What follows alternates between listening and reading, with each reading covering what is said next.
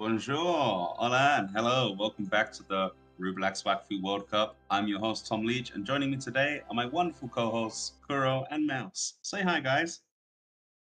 Hey, it looks like it's going to be another PvP-packed day.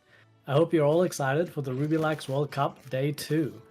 Today, we're covering the level 230 bracket, and we'll have plenty of exciting bouts of strength and strategy to share with you all today. Yeah, I'm super excited to see this top-level Rubilax endgame. There's going to be some big money, and I hope there's going to be even bigger plays.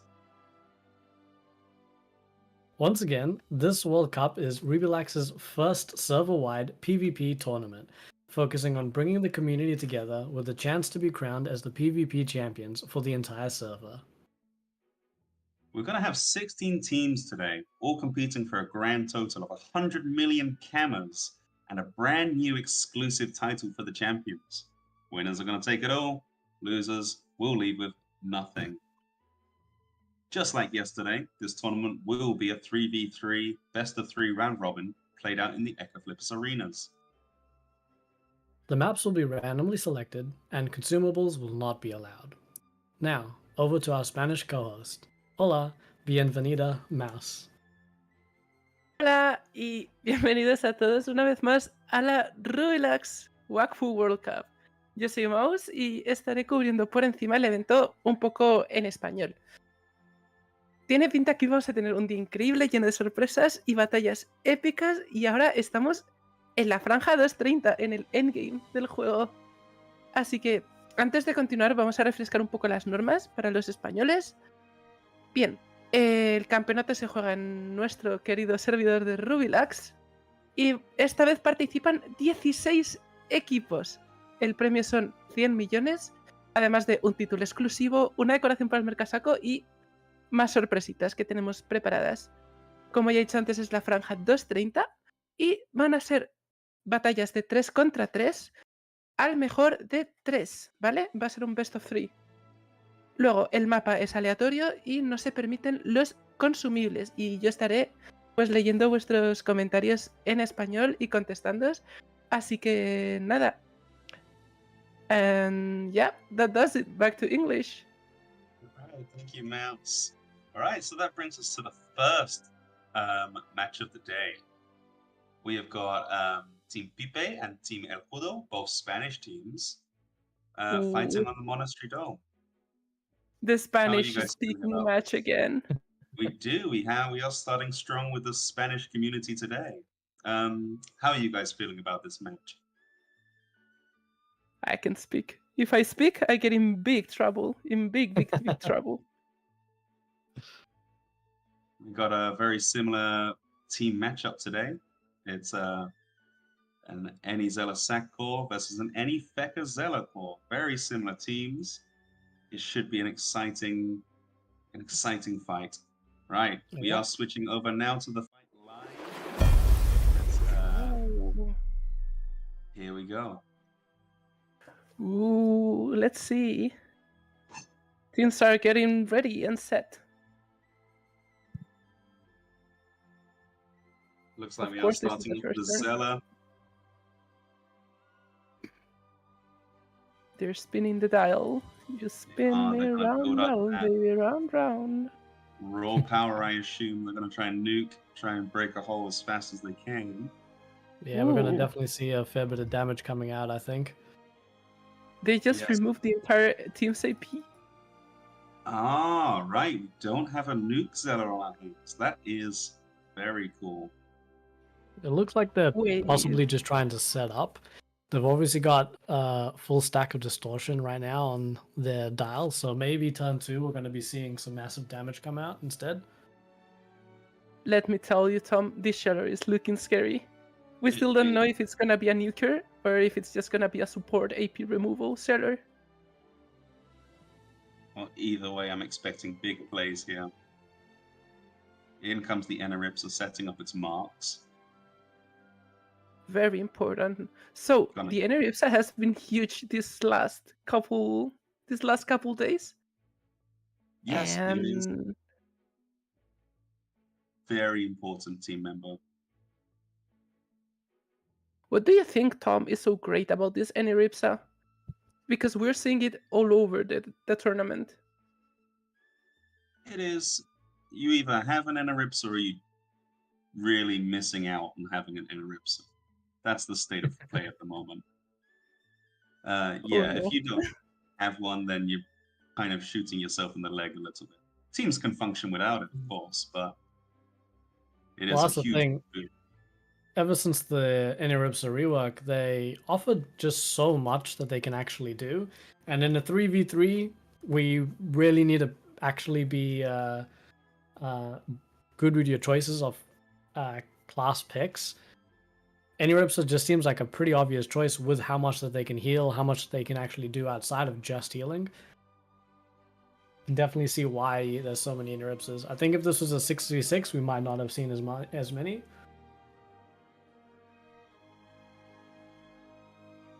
Yep.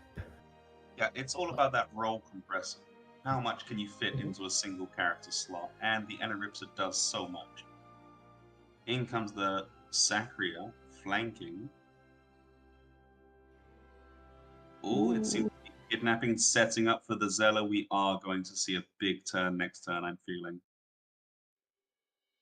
Yep, they're not gonna let this Enaripsa play, aren't they?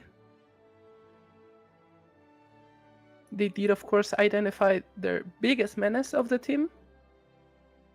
And that's not a very happy Enaripsa right there.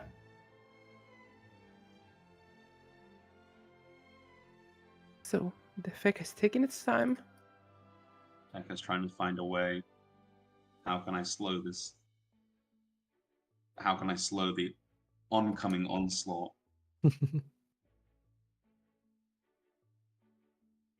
I feel like the Feka might be really important here in stopping this Zella.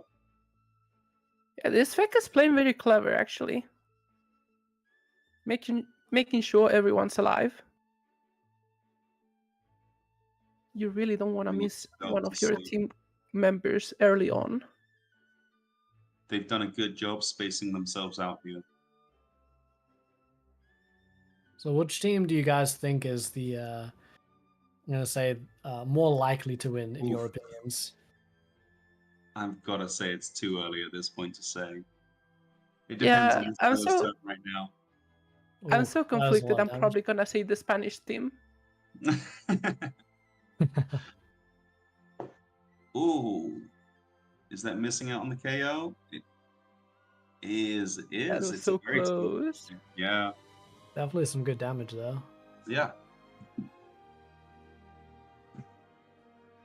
Also, I wanted to mention quickly, props to Socio Ankama. He's here in the chat, so bonsoir. Shout outs. Salut. Shout out to the staff. Thank you for coming along. Yeah, props to Ankama.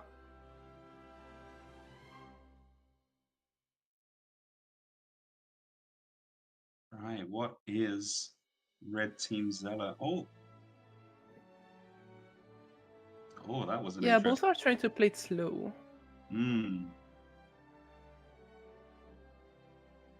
Yeah, I was thinking You really that don't want to be the first one to lose. That's Yeah. for sure.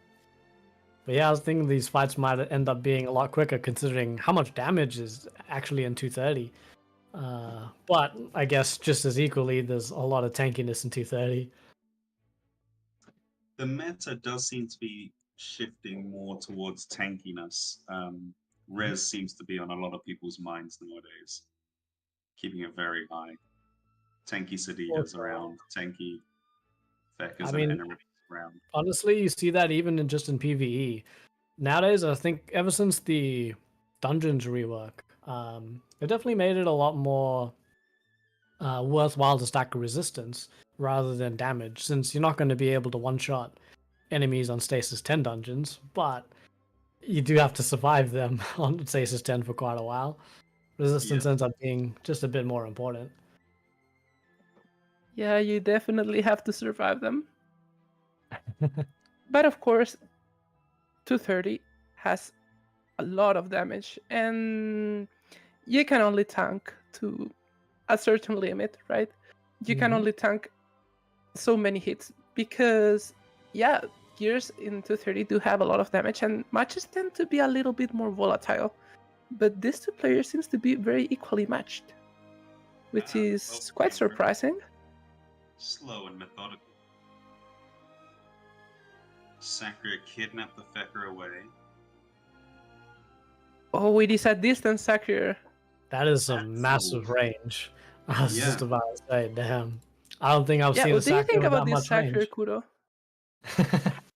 Honestly, it's quite interesting. It seems he's playing more of a, essentially a tank type of role, seeing as he's primarily looking to do repositioning and minusing MP, which is actually quite nice to see, because nowadays, not that many people play this type of Sakura anymore. However, that used to be my main type of Sakura for pretty much my entire Wakfu plays life. That is So so I love cool. to see it. Yeah, I think it's quite easy to forget just how good of a positioner Sakuras can be. They're mainly known for their tanky and damage getting in your face, but they've got some really powerful tools on them. Especially when you're setting up for a Zeller. It feels like that could be very, very strong here. These Shellers probably gonna skip their turn because, of course, they ran out of Wakfu points, and yeah, it's a bit hard to handle them.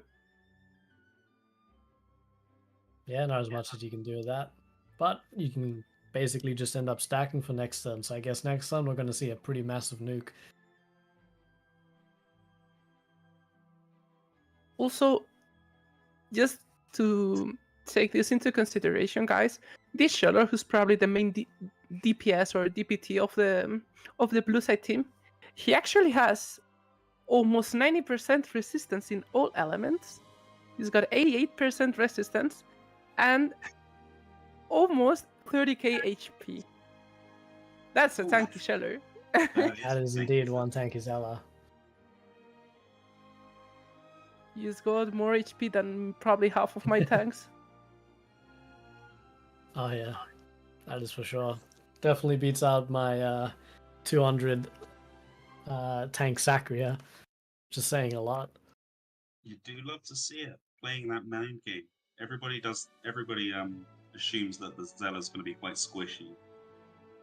So it might Yeah. be playing a bit Oh, of a there mind. he goes, the Transcendence. And it seems like the Interesting red team choice. Pipe Hmm? has lost their Feka for at least one turn. Mm-hmm. It's quite an interesting choice to do the Transcendence now out of all times on the Feka. Wonder what They're their probably trying to decision set up making for is. the Shellor. Yeah, they want to prevent Mhm. the Fecker from saving this next turn.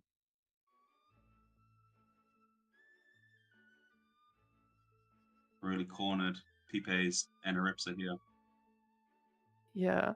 And this bunny is starting to be such a big nuisance because they of course cannot invest enough resources to kill this bunny, but it's gonna chip down those resistances, and that's gonna be scary for the red team, obviously.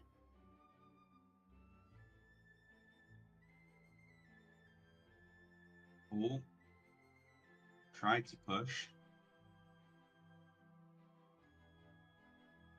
He's gonna try and lower the Zella. That's a smart play. Getting some Eneripsa action here. Not a lot. Everyone's kind of full HP. But these two Shellers, they're staring at each other, and this looks like a duel from the Wild West. Yeah, it's high noon over in Rubilax. Mm-hmm.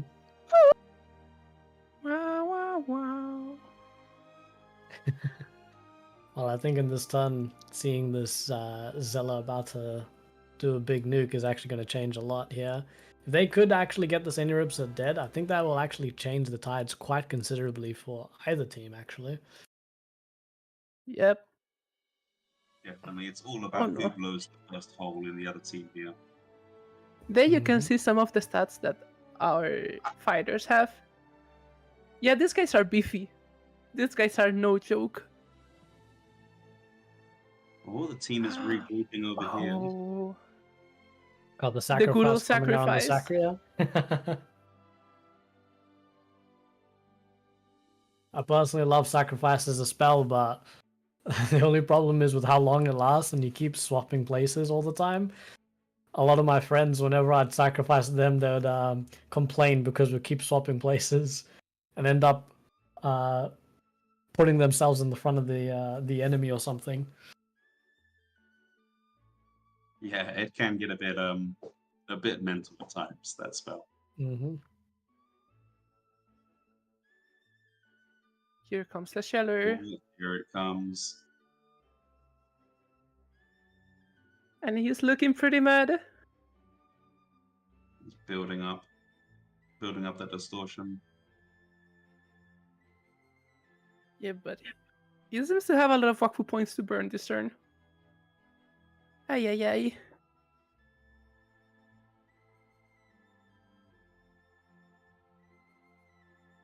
Oh, Kidnaps the the rear enemy. access? Oh, gets the Combining rear. with the passive? This is looking And like they some go big straight for the damage. healer. Is it Oh. enough? Oof. Fortunately, the mark comes in handy. Oh, And that is it. That There's was an class. Eneripsa. that is our first knockout of the day. A very strong play there. This is actually Big really big heartbreak. for their team, especially Very. because right now, even though this other Zeller will be able to likely get maximum distortion stacks, they will not be able to one-shot either the Zeller or the Eneripsa because of that Sacria sacrifice. True. Yeah, but they're probably gonna Dark Bolt both of them, and the Sacri is gonna take twice the damage. It's gonna be hard because even if their Sacri dies, the blue team still has a reviving option, Does which the red team of course doesn't. Red team has also lost their Dark Bunny to remove some res, so it's going to be that much harder to break through. Oh my Now, god, let's that's see. a beefy Sacri. It is Yeah. indeed. Everyone's beefy. But This this is what I'm Sacri, saying about Sacria, though. It is going to be difficult to get some good Dark Bolts off here with the Sacria sacrificing changing its place around a lot. Yep. And they're probably Right. gonna try to disembody. Oh, no. Of course they cannot revive. Yeah, no need to disembody. And the Feka's Transcendence, so that's actually quite a smart play from the blue team. Mm-hmm. Since the Feka was probably able to protect the Enripsa enough so she wouldn't die. But of course, since the Feka is Transcendence, there's little you can do in this situation.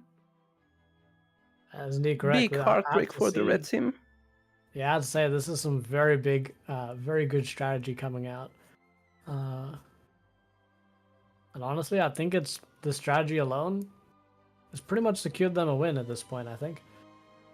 Zachary is back to full HP already.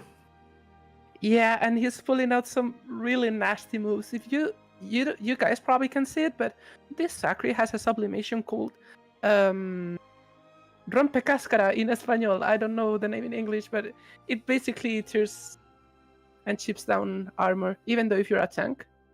It breaks your shield. It's Smash Mouth in English. It's Smash Mouth. Yes. That's a weird name. It's a very good one for countering all the Fekas that we see in these tournaments. Yeah, because this Zachary here, he obviously has no damage because he's a pure tank. But thanks to this sublimation, he's actually able to chip down through the armor of these characters. Ah, yeah. That's a nasty move. That's a really nasty move there. Smart.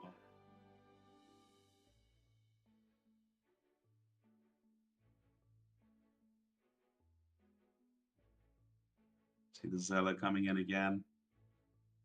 Yeah, I wouldn't use my distortion. I think you can take it slow. The other Shello also has no Wakfu. Yeah, you probably don't want to... much going back into the stacking game. Yeah, cool. Come and collected this blue team. Very Jidoku. Yeah, he's playing some nasty moves. He's quite good, actually. I'm impressed of this first match. Yeah, it is some very high level play, but that's what we expect at this level bracket, don't we? Well, PP, sure. of course, a very strong opponent. Yeah, that's not to say Team Pipe didn't put up a good fight here. It was all about who could take down the one of the members of the other team first. They're both very defensive cores, so as soon as you lose one of your defensive members, yeah, it'll be very hard to come back from that. I gotta say, though, it was a bit clutch that the blue team Scheller could one-shot the Enripsa in one turn, since he didn't actually have any targets to do any Dark Bolt rebounds. Which, of course, is Scheller's maximum DPS output. But he still managed to get the kill, which is quite impressive. This class is so strong, and no wonder it's the second most picked class in our tournament. Yeah, definitely is. Yep, sitting just behind the Enripsa. And just barely sitting down behind the Enripsa. It's not like there's twice as many Enripsa as there are sellers in the tournament. It just means the Enripsa is twice as important. It fits on a lot more teams than a Zealot does. Yeah. It's what we were saying earlier. It's that role compression. You can do so much with the Enripsa, whereas a Zeller is a bit, you do the damage, and that's that. This is getting quite desperate, isn't it? It is looking a bit tough here. The Zeller's just not managing to put any holes in the blue team.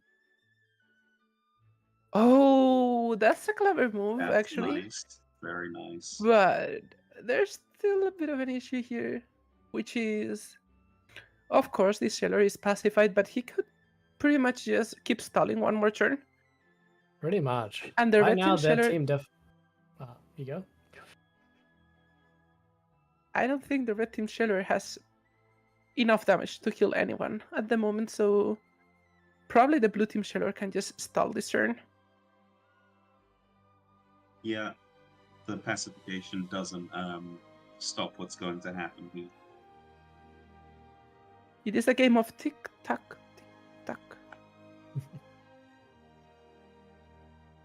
And that Sakuya is just going to eat through the armor that the Feka gives out. Yeah, of course. It's just there's And not a lot they can do here. oh, there's a very nasty strategy that the red team Sheller can do here, which is breaking the opposite Sheller dial. Ah, You can mess him up Ooh, so badly. the But stacks. he's probably not gonna find the move. Or will he? Oh no, he's going straight for the Sheller. Okay. He might have enough damage to actually do it. that is a very tanky Zell. I'm not sure. That is a beefy Sheller indeed. It is 90% all res right now on that Zella. Thanks Not to the looking bond of good for the friendship. red team. Disgusting.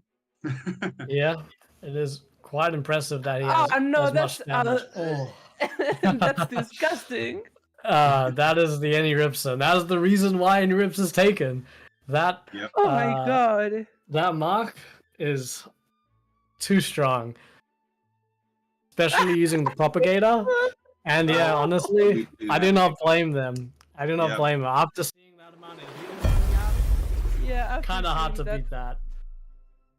Very good. my And the God. first game will go to inaugural. That was nasty. That was incredibly tough.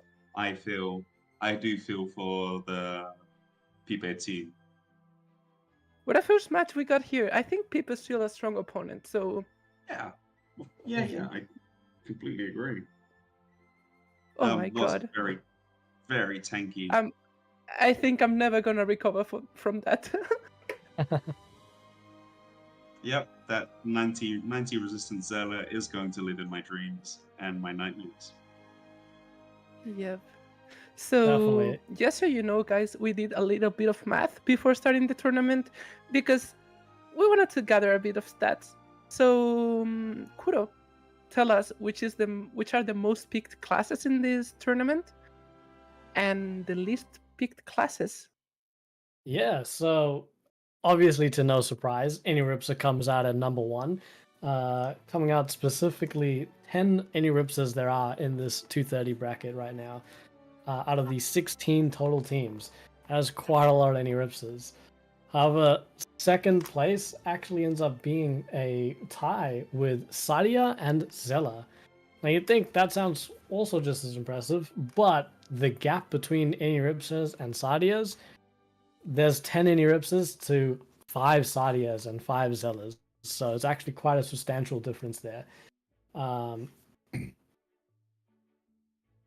the other hand, we've got a whole bunch of other types of classes thrown throughout, and unfortunately, 3 classes in particular did not even get picked once. Those are Kra, Oh. Ika, and Ilya, unfortunately. How do you feel I'm so about mad that, about the Mars? last one. No. If I speak here, I'm getting in big trouble. So I'm not gonna say anything. You guys know what I think already about this, but it seems we got a second match now. We got Team B, Group B. We have Dominican Power versus Light and Shadow.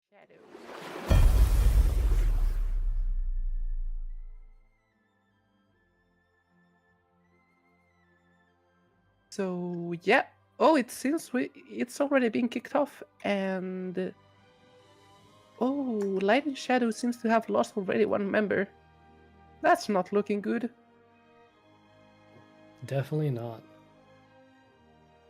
So, Light and Shadow actually ends up having an Iniripsa, Feka, and Huppa Mage team, whereas Dominican Power has an Iniripsa, Pandawa, and Sadia. Interesting. Of course, the Seller and Iniripsa combo. We're gonna see this a lot of times during the day.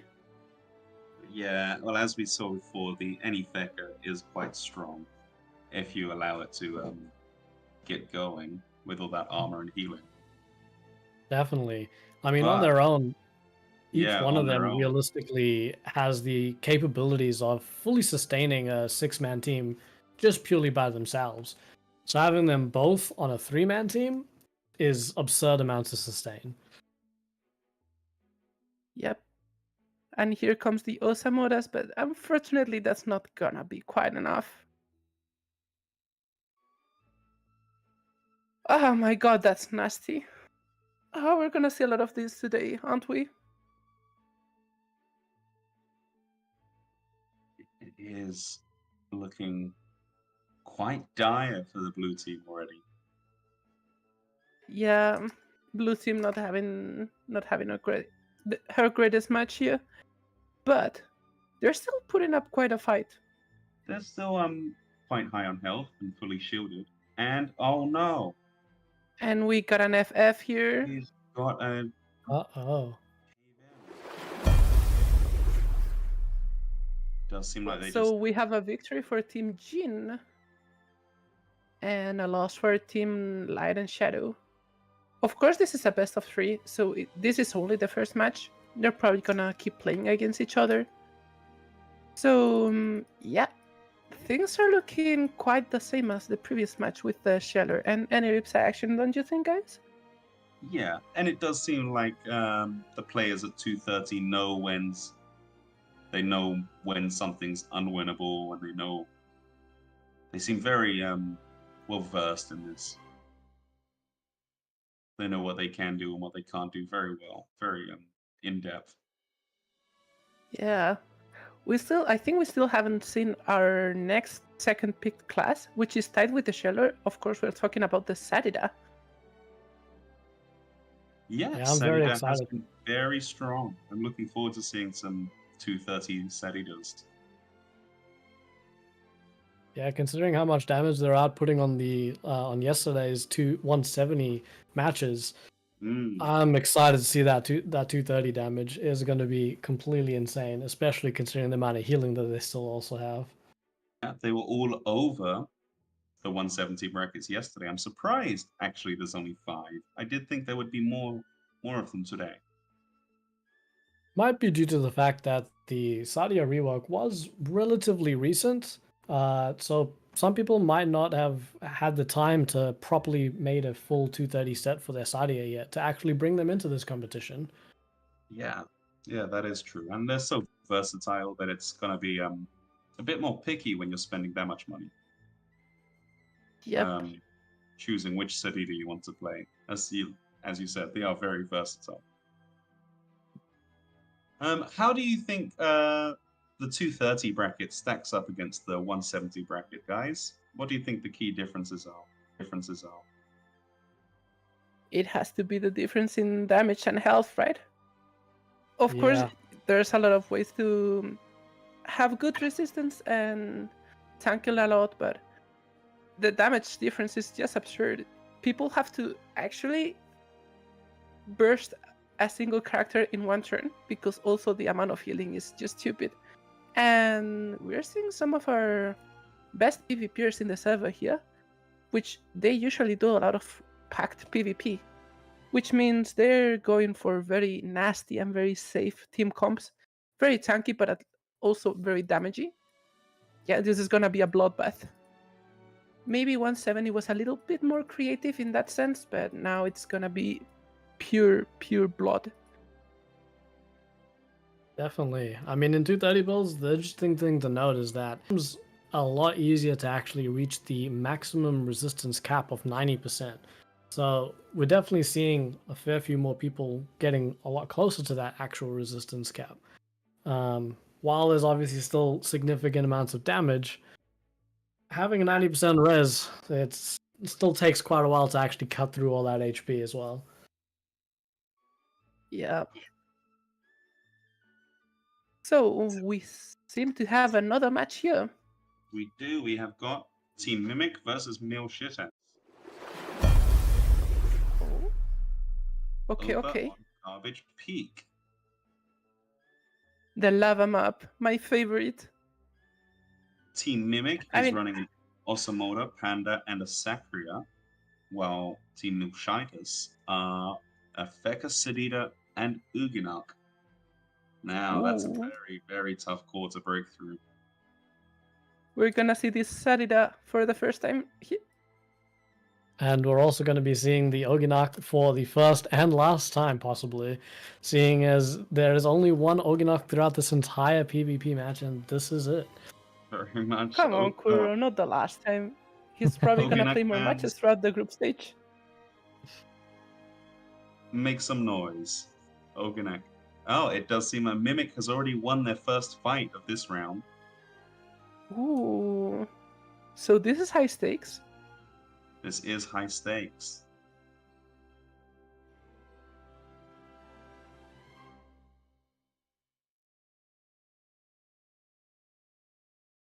We're seeing more any rips action. Yeah, you never know when the other team's gonna kill somebody. There's a lot of damage in this level bracket. One single character can take down another character in very few amount of turns, actually. Here comes the panda. Of course, this panda not gonna throw the enemy towards the lava because you cannot do that in this map, but strong class nonetheless.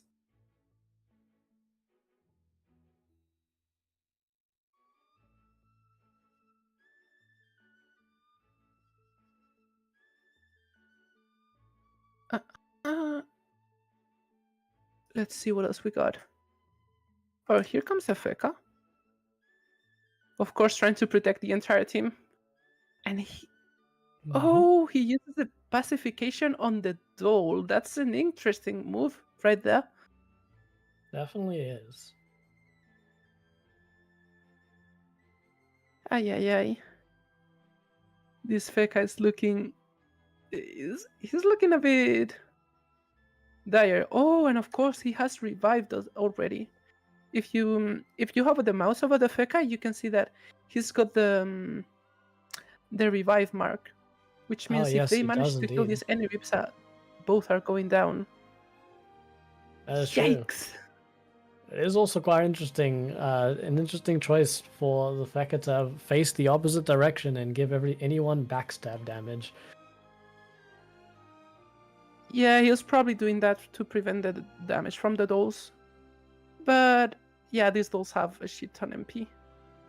Yeah. And they're going straight for the healer. Oh this is no. not looking good.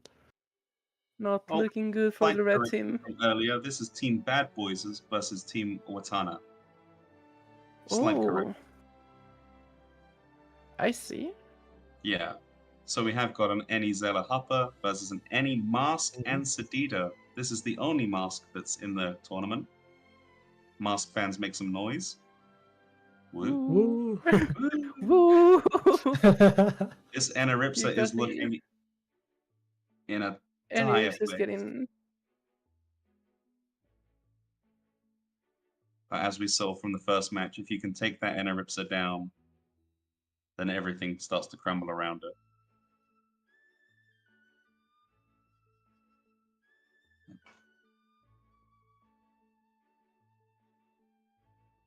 Hold on.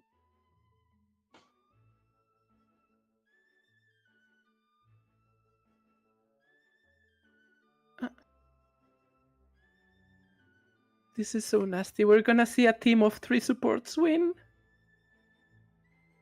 A triple support team is gonna win this. Wow, that is some massive healing coming out right there. Yeah, and this Enrips are looking pretty chill, actually. Right, we have had an issue with verifying which teams are playing with the referees here. Small hiccup.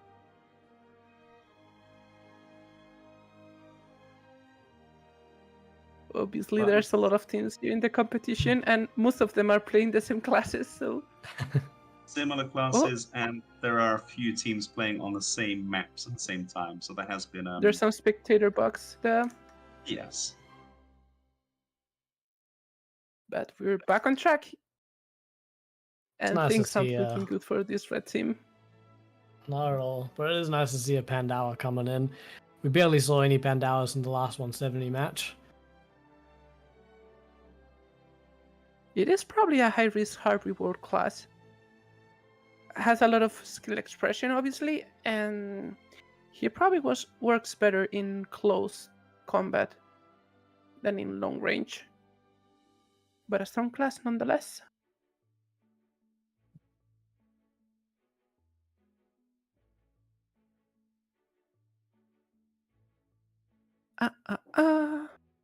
Let's see what this Sarita Shank Speeder is gonna do. We got some more One Piece fans over here. Some probably still has PTSD from yesterday. I mean, One Piece is hard to beat, but It's real. It is real. It is I hard see to t- beat both an anime and as a Wakfu team. I see Tea Time back in chat. Isn't that the Dynasty gear set?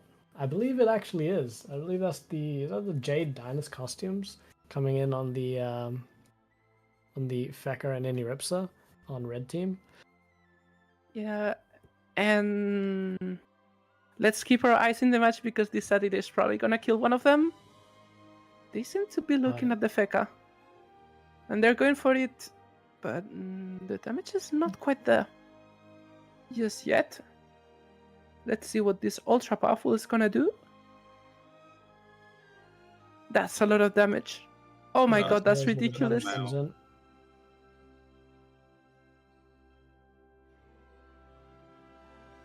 Red team Anaripsa is still nice and safe over there. Yeah, but not for long. Things are looking pretty dire for this any team.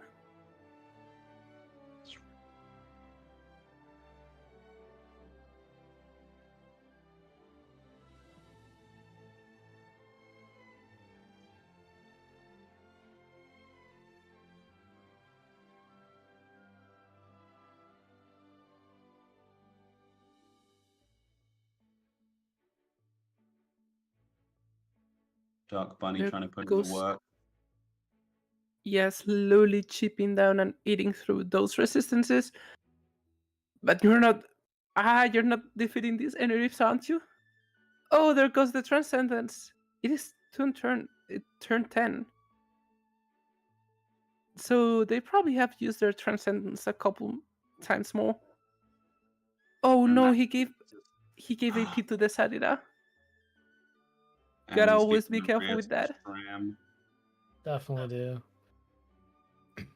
No, That's I a think big- this Shram's likely going to go invisible this turn and hide away somewhere in the corner as to not get hurt. Oh, or not.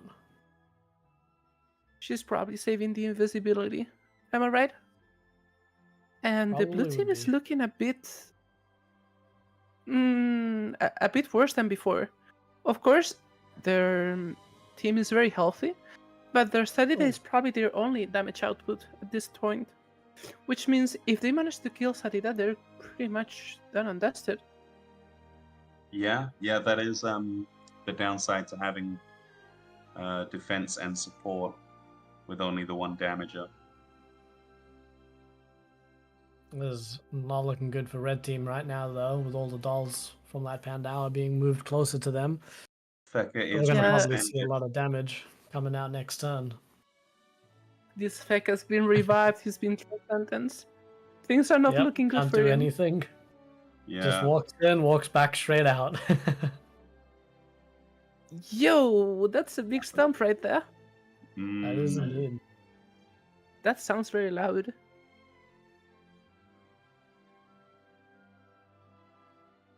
She's going Kaboomba. And thinking her next move. Damn, that is some big Okay. damage. yeah. And the worst part is That's a lot of the main damage hasn't even come out yet with the dolls. Yeah, that's the thing with Sarita. It does damage by itself pretty nicely, and then the dolls come in to do extra damage. Yep. It can be quite overwhelming. Oh, nice play there, but the voodoo. Of course, you can move around with the voodoo. You have some teleporting spells. But is it gonna be enough for these tools to access this, use the Eneripsa? Let's see. Oh my god, they have 12 managed to MP. get in. That's How much huge. MP? Oh, that is Oh, Oh, and the disgusting second revive, damage. that's the there double is a KO. KO. Damn. That's the double kill. GG's. Oh my god, they're also Now gonna will kill the... Oh Will no. the Stram stick around for Is this this- turn or not? Ooh. Is this a triple kill? Oh, that was so close. That was so close That to was a triple. nice. That was a very I'm well So played. close to being a triple kill. Time for damage dealer Eneripsa for the win. GG. Cleaning up there. Beautiful plays there at the end. That was a very So tight we- match until it broke down.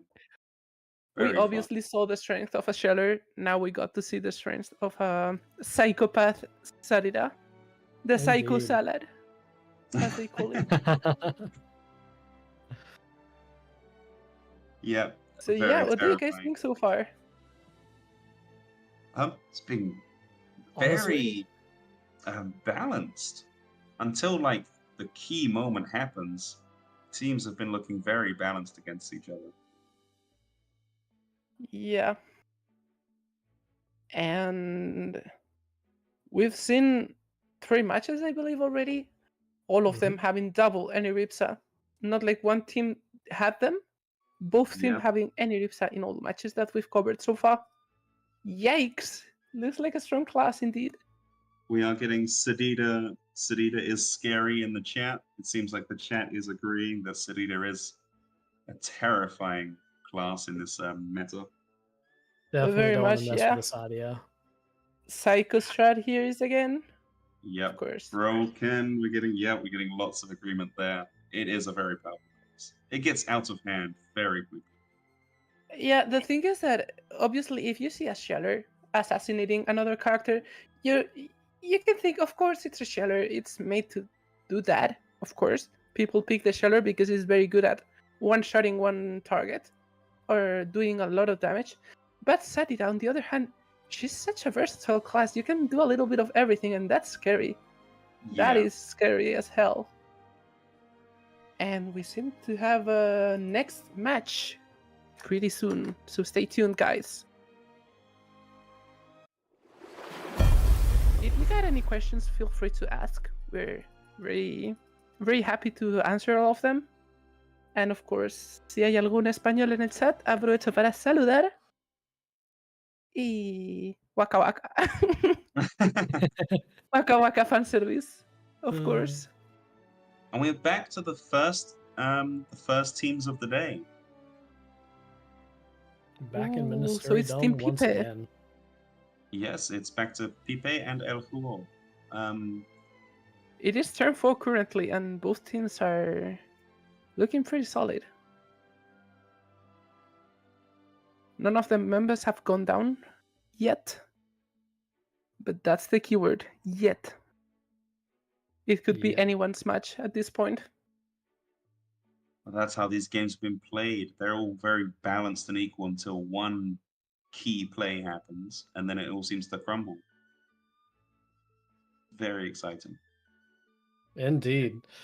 I mean, as we saw last fight as well, we've got the double Zellers. We're just waiting for a one-shot at some point.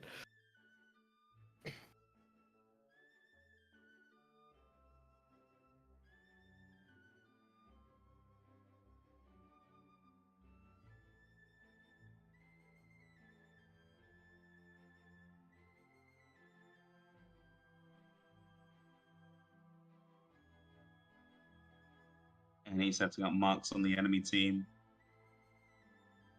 Dark Bunny does look a little bit... Oh, he can get in. Start to take away that res.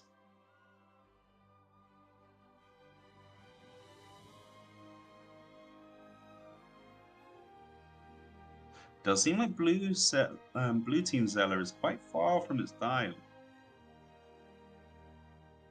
I wonder if it has the teleport passive. Well, if it was the same from last fight, they do indeed. Yeah. So it's likely just there to stay away from the fight. It's going to teleport back in on next fight and get more damage off. Sacria. Ooh. Kidnap Sacria, keeping them away. Just trying to frustrate the enemy, it seems.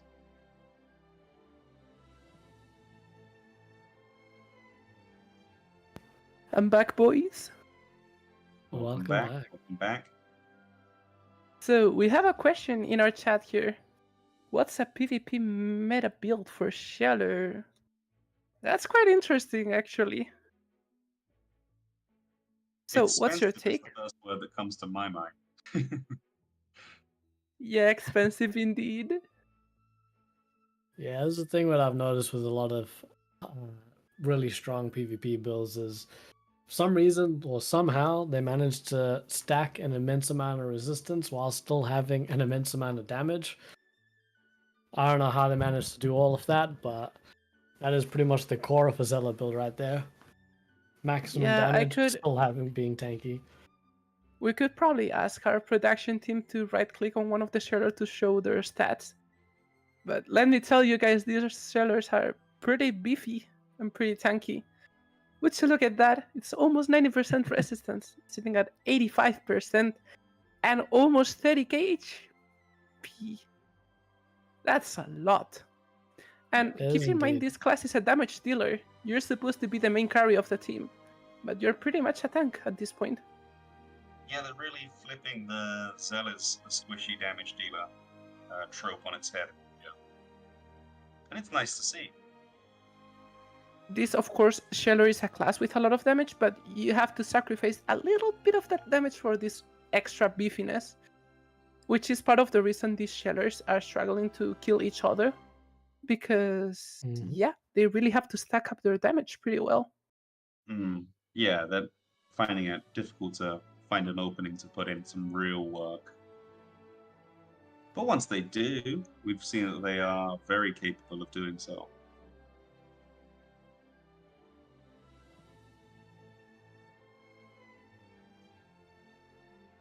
Regardless, this is how most of 230 meta looks like. You got a tank, and then this tank basically one-shots you in a whole combo, because these classes and these builds are literally so min-maxed that they can kill anybody.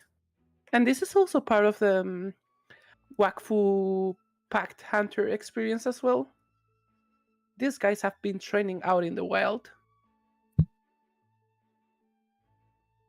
Yeah, Oh, yeah, you can tell that these guys are very experienced. They know what they're doing. They know. It's like watching a chess match. Do have a question coming in from Apolline. What was the biggest surprise yesterday? I mean, for me, I think personally, the biggest surprise was Tom running in with his level 20 build on that first turn and taking 3/4 of his HP before the enemy had a chance to attack. That was embarrassing. I'm just really confident in my level 20 set. Maybe for me, it could have been just how aggressive Team Potato Tomato were playing. Very fast games, very strong. Yeah, surprising. I thought it was going to be a much tankier tournament. Yeah, honestly, I'd say otherwise, the other biggest surprise for me was just how long some of the fights really were going for. Again, just in my experience with like playing other PvPs, typically they don't last as long. Either I one-shot them or they one-shot me type of thing. I'm obviously not a PvP main player, but it's very interesting to see like a lot of those 3v3s are going for like 45, 50 minutes. Yeah. And even if you main PvP, let's not forget this tournament has a lot of prizes in the I forgot. It's got a lot of prizes in the pool, and obviously nobody wants to take the big risk first. There's a lot on the line. There's a lot of course. on the line. Yeah, thank you. Yeah, no teams really want to make they want to take the gamble first. No. But I had a I match think go my on biggest for almost an surprise hour. yesterday, probably the biggest surprise yesterday for me, was a team called One Piece with all One Piece members. Like everyone was called like One Piece characters, and them having such a huge plot armor. Oh yeah, Yeah, Yeah, those definitely. guys are strong. Lore-wise, it was beautiful. It was a beautiful thing to see. Terrible thing to play against, but beautiful to watch. Yeah, it is what we Yep. call the power of friendship. And there comes the Sheller. Stay tuned, because this Sheller is gonna be very dangerous. Uh-oh. And he's got the regulator. He's got the rear. That's Oh, huge. Oh no, that's nasty. Full stacks of Nasty distortion as Energy's well. action right there. And the Dark Ooh. Bolt, but he's That probably was gonna actually get that was the third Dark Bolt, a change that only came through this patch, allowing Zillis to cast 3 Dark Bolts. Well, they're really using it. 3 Dark Bolts is already a stupid amount of damage. It definitely is. And that's some nasty healing right there. Yeah, Oh my I was god. gonna say, in comes the Enaripsa to reset the state of play. I don't wanna look, guys. This is this is so nasty. The Propagator heals is just quite a lot, is all. Yep. It looks like, from what I've seen, Pippa's builds they seem to be a little bit more focused on the PvE side. So he's indeed a pretty strong PvE player who's happened to do PvP as well. But this guy, Yudoku, he's a beast. He's also tried to aggro me a couple times, so yeah, I know firsthand this guy's good. Yeah, personally, I like to stay away from packs for the most part. This is going to end badly for me most of the time. I love her comments. One Piece being protected by the will of D. What D? D what? No, D. Ay. protected by the will of Sorry D. for that Yep. late joke. Nah, it's perfectly fine. You know what they say, you just can't beat One Piece. No, you can't. Also, the match is taking quite long. It's a bit representative of the show itself, isn't it? Oh no, that's Sacrier. Oh no, that Feka right there is looking pretty sad. Oh, it feels like the Sakurai has Yeah. been bullying the Feka quite a lot. I Oh, mean, but it's the there's an angle absolute here for the range. Feka. Maybe he sees it, but the Feka can actually try to use the swap spell onto the regulator because she has line of sight in the diagonal. But she doesn't see it. Oh no, that was a bit of a blunder right there. At least from my perspective. And we have a Spanish representative from yesterday. Vamos, Pipe! Vamos, Pipe! We've got some PK supporters in the chat. Yeah, just for context for you guys, these two were are from the same guild. I used to share guild with these guys. They're my boys. No Yo también favorite estoy player. animando a Pipe. But things aren't looking good for Pipe right now. As this Sheller is gonna use his fullest potential to kill this Eneripsa. Ooh. Ay. That hurt my eyes. It is being shared to the Feka as well. Quite a lot of damage coming through. Oh, but not enough to kill the Eneripsa. Ah, That was close. That was really close. I think at this rate, we're going to actually end up starting to see some heal resistance building up on our teams. If one of them can't Yeah, get a of proper course. one-shot, which it doesn't seem like they're going to be able to. Ooh, Oh, and there goes the Transcendence. Transcendence. Ooh. Transcending This the other enemy. Eneripsa is probably tilting at home.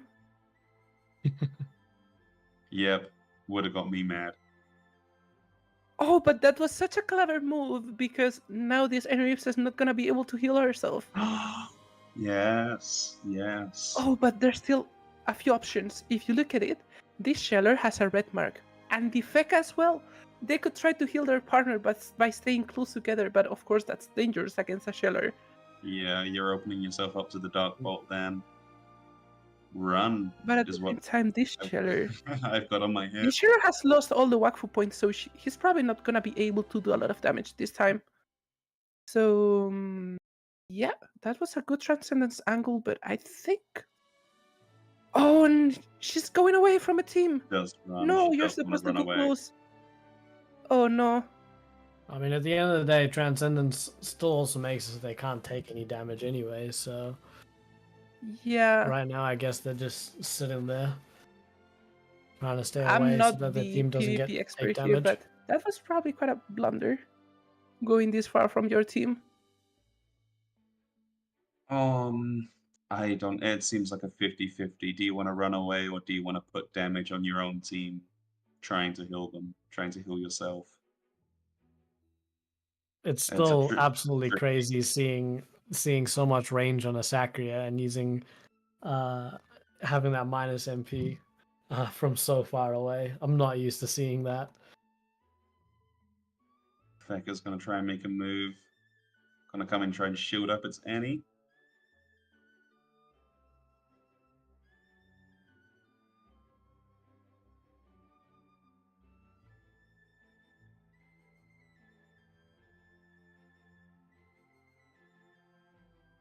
I love this Necro costume. Of course you do, Socio. These Necro costumes, they are quite exclusive as they're... Mm-hmm. Definitely, I mean, the as they're Necro Lord, kind of expensive in the Necro Lord costumes, I am absolutely loving. I'm actually very tempted to buy a couple for both of my characters. Oh look, we have Misurfus here in the chat. Hola, Mizu! She's of course cheering for her husband. You love to see it. Muchos besos, Mizu.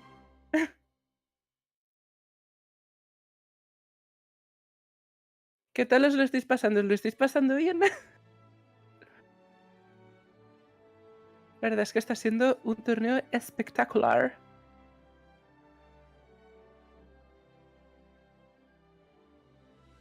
Here goes the Sheller, of course. Probably not gonna do much. Yep.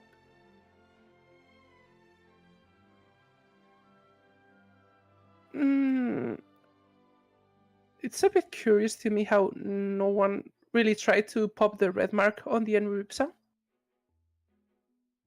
That's quite a vulnerable target now. They must be just feeling scared of the Dark Bolt. That's the only thing that comes to my mind.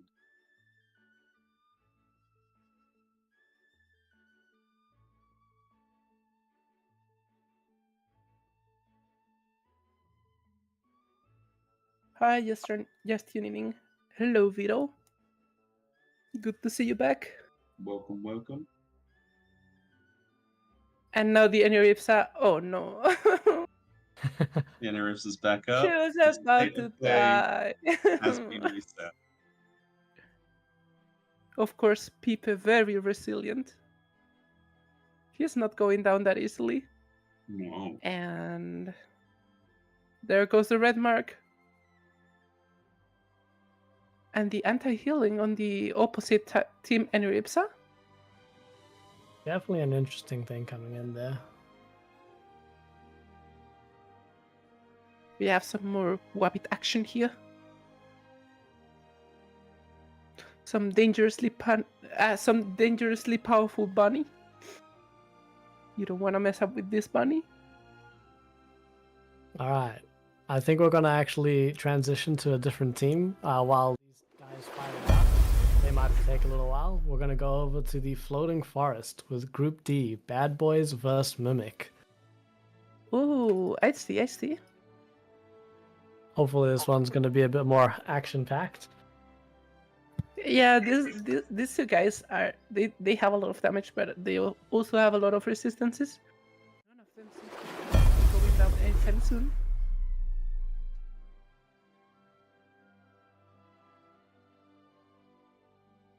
Oh, so this is one of the smallest maps in the Eka Flip arenas.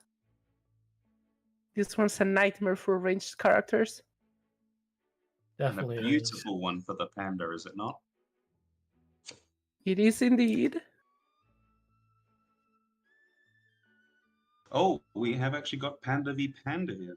Is that? No, there seems to only be one panda in the team. Oh, wait, no. There's two pandas. Yeah, we are. We are in a double panda. Oh, I think there's two pandas total in this PvP tournament. The two only pandas have met. That is correct. Who will come out on top? Who's the better panda? Can we have the actual standings? We will have to wait a little bit since most matches are being played. This is a BO3, so teams are most of them playing their game 2. So as soon as we finish with the first round of the group stage, we're gonna show off the standings so you can see who's winning and who's losing. But of course, anything can happen from this point on. It is only the first round. And these guys are showing so much resilience. Oh, Sadia bringing out the big guns on these dolls. Vamos, Shank! Yeah, we got some more Spanish action over here in the chat. Vamos, Españita! Or Hispania. Spanish community definitely is quite big and booming in Wakfu. And coming through today so strong. You love to see it. They've really come through to support their Spanish bros and sisters. Yeah, just to be clear, most of the Spanish players I'm speaking here, they're not Spanish, like from the country of Spain. Most of them are from Latin America. Sure. But yeah, the Spanish community is still quite big. Coming through.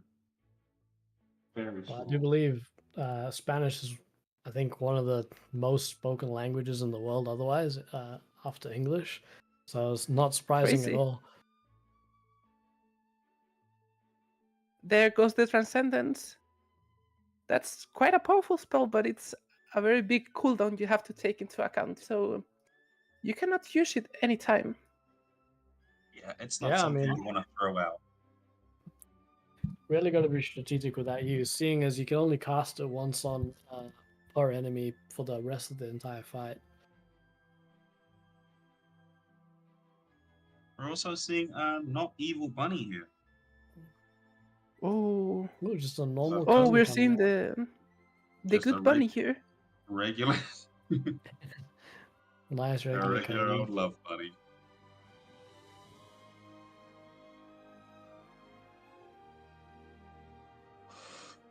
Okay. Got some movement around the map, but oh, here goes the Osamoras, knocking that panda away from the action. And there goes the evil eye. The frog. Oh, got Wolflix coming in as well. Got a question here in the chat in Spanish. ¿Cuánto costaba el ingreso? ¿A qué te refieres con el ingreso? En plan, ¿que cuánto costaba participar? Porque participar era gratuito, simplemente había que inscribirse.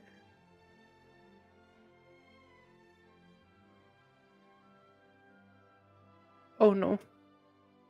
So really trying This to put Energy's that is not looking good. Yeah. It is only turn 1. And she's already half HP. This evil eye is not gonna be... And Eyeball still got a turn as well, so we're probably going to see a bit more Yeah. damage coming out on the Eniripsa. Zero Mercy Frog. Getting that Going for the back. Oh no. Oh no. Oh, there goes the Mark. Mark coming in clutch there, though.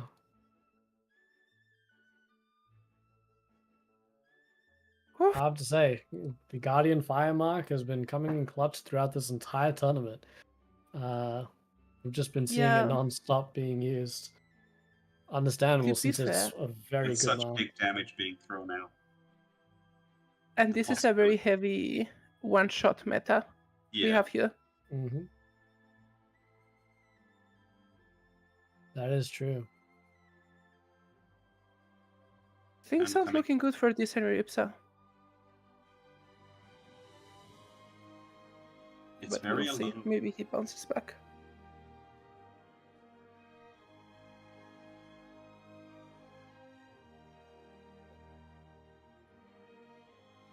And the opposing panda says, no, you're not going over here.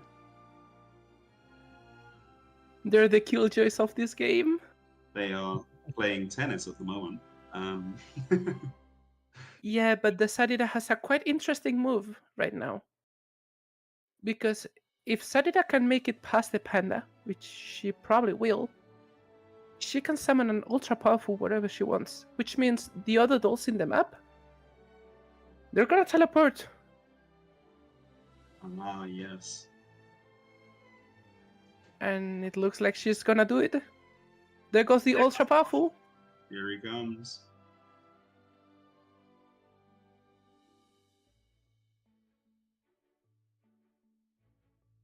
This Sadida is looking quite safe.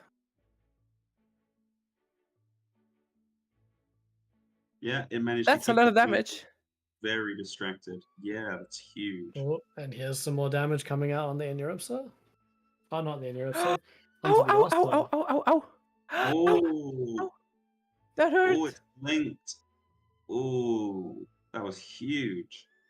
Very smart choice as well to go for the Yeah. summon, seeing as it redirects it back to the Ossa. And summons tend to have a lot less resistance than the actual Ossa themselves. So he's Yeah, able to and get if out I were so in much more the damage. Osa's position, I would be scared because this team does not have an any Ripsa. That's quite the surprise here. Yeah, we're now seeing why everybody's running the Eneripsa, just because it's so vital to keeping your team up. That We still also have is- to see this panda play, but they don't seem to have a very reliable source of healing. the CD has done a very good job of keeping the pandas distracted as well. And there's the Annie popping its mark back to full health. That was nasty. You love and you hate to see it. Yep. The Definitely red some mark good heals. action, of course. And here goes the Osa. Probably questioning his life choices right now.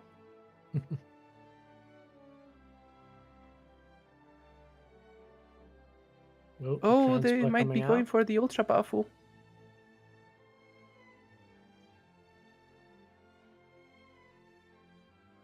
I'm curious. Who would you guys be focusing right now if you're a red team Ossa? Would you go for that yeah. ultra powerful or continue trying to nuke the Annies? I don't know. I would Yeah. probably try to not panic first. That was always easier And said than then- done. I would also try to heal myself, but this doesn't look good for the red team, I would say. We still need to see some clutch action by the panda, Looks like he's but decided we're to go not for the taking down Annie, this though. Eneripsa.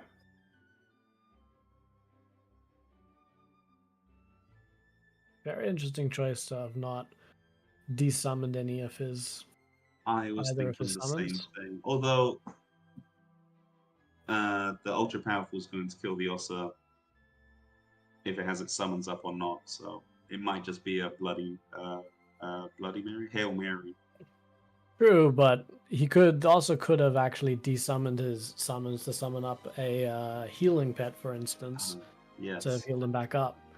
Seeing as he's sorely in need of some HP, because if he goes down here, it's gonna be kind of doomed for their red team. It looks like they are going to try and take out the Sadi. Yep. They're making Yeah. things very hard for this panda. Of course, this smaller map, it is a good place for the panda, but both teams have a panda, so yeah. That's a bit of an oofy.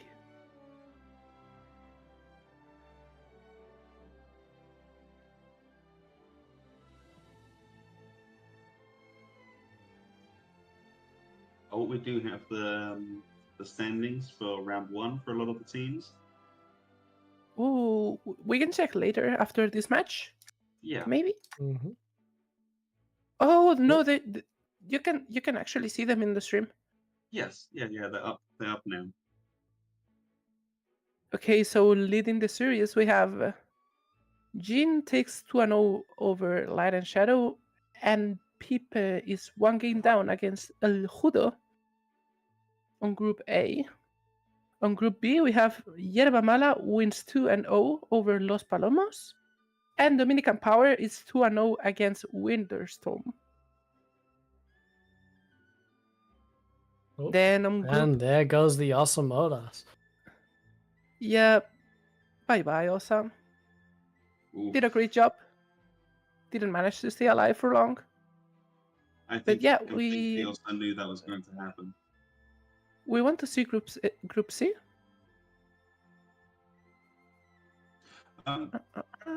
C, I think there was some disqualifications for Group C, some timeouts. Oh, really? Unfortunately. Oh, I see. We can see here on Group D, the Bad Boys win 2-0 over Watana. And finally, Mishitas win 2-1 over Mimik. That was a close match.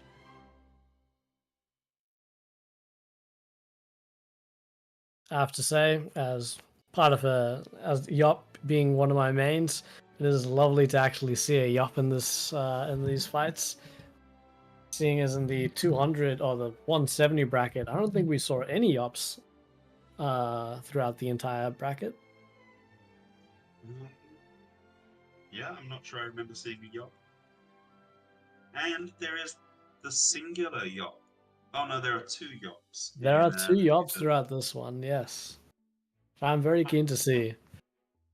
Personally, I've actually been waiting to make my 230 Yop build. I'm waiting for that faded Yop rework coming, hopefully this year. Hopefully. Once that comes, I'm going to be going all out for my 230 Yop. Until then, I'm just waiting. Yeah, but as the British said, it's coming home, but it's never coming home. I'm sorry for my English friends. Love you guys. It's okay. For a good reason, Yup is garbage in PvP. Oh no, that's some bold statements right there from Mark.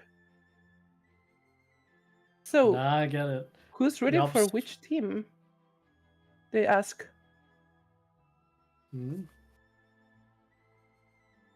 Ooh, I like the hashtag I support. Who are you supporting in this match, Tom? I've got to go with my Mask Pride, and I think it's Team Watana who has the mask. So I am going to be rooting for the Mask team, Team Watana. Ay. And you guys? Kuro?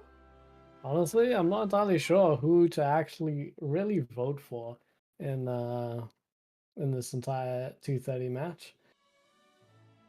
They all seem like very good competitors at the end of the day. So right now I'm just watching and seeing and seeing if anyone catches my eye. As for me, I'm gonna say I'm rooting for the Spanish-speaking team of the tournament, of course. Of course, indeed. Keeping it nice and open. Ay.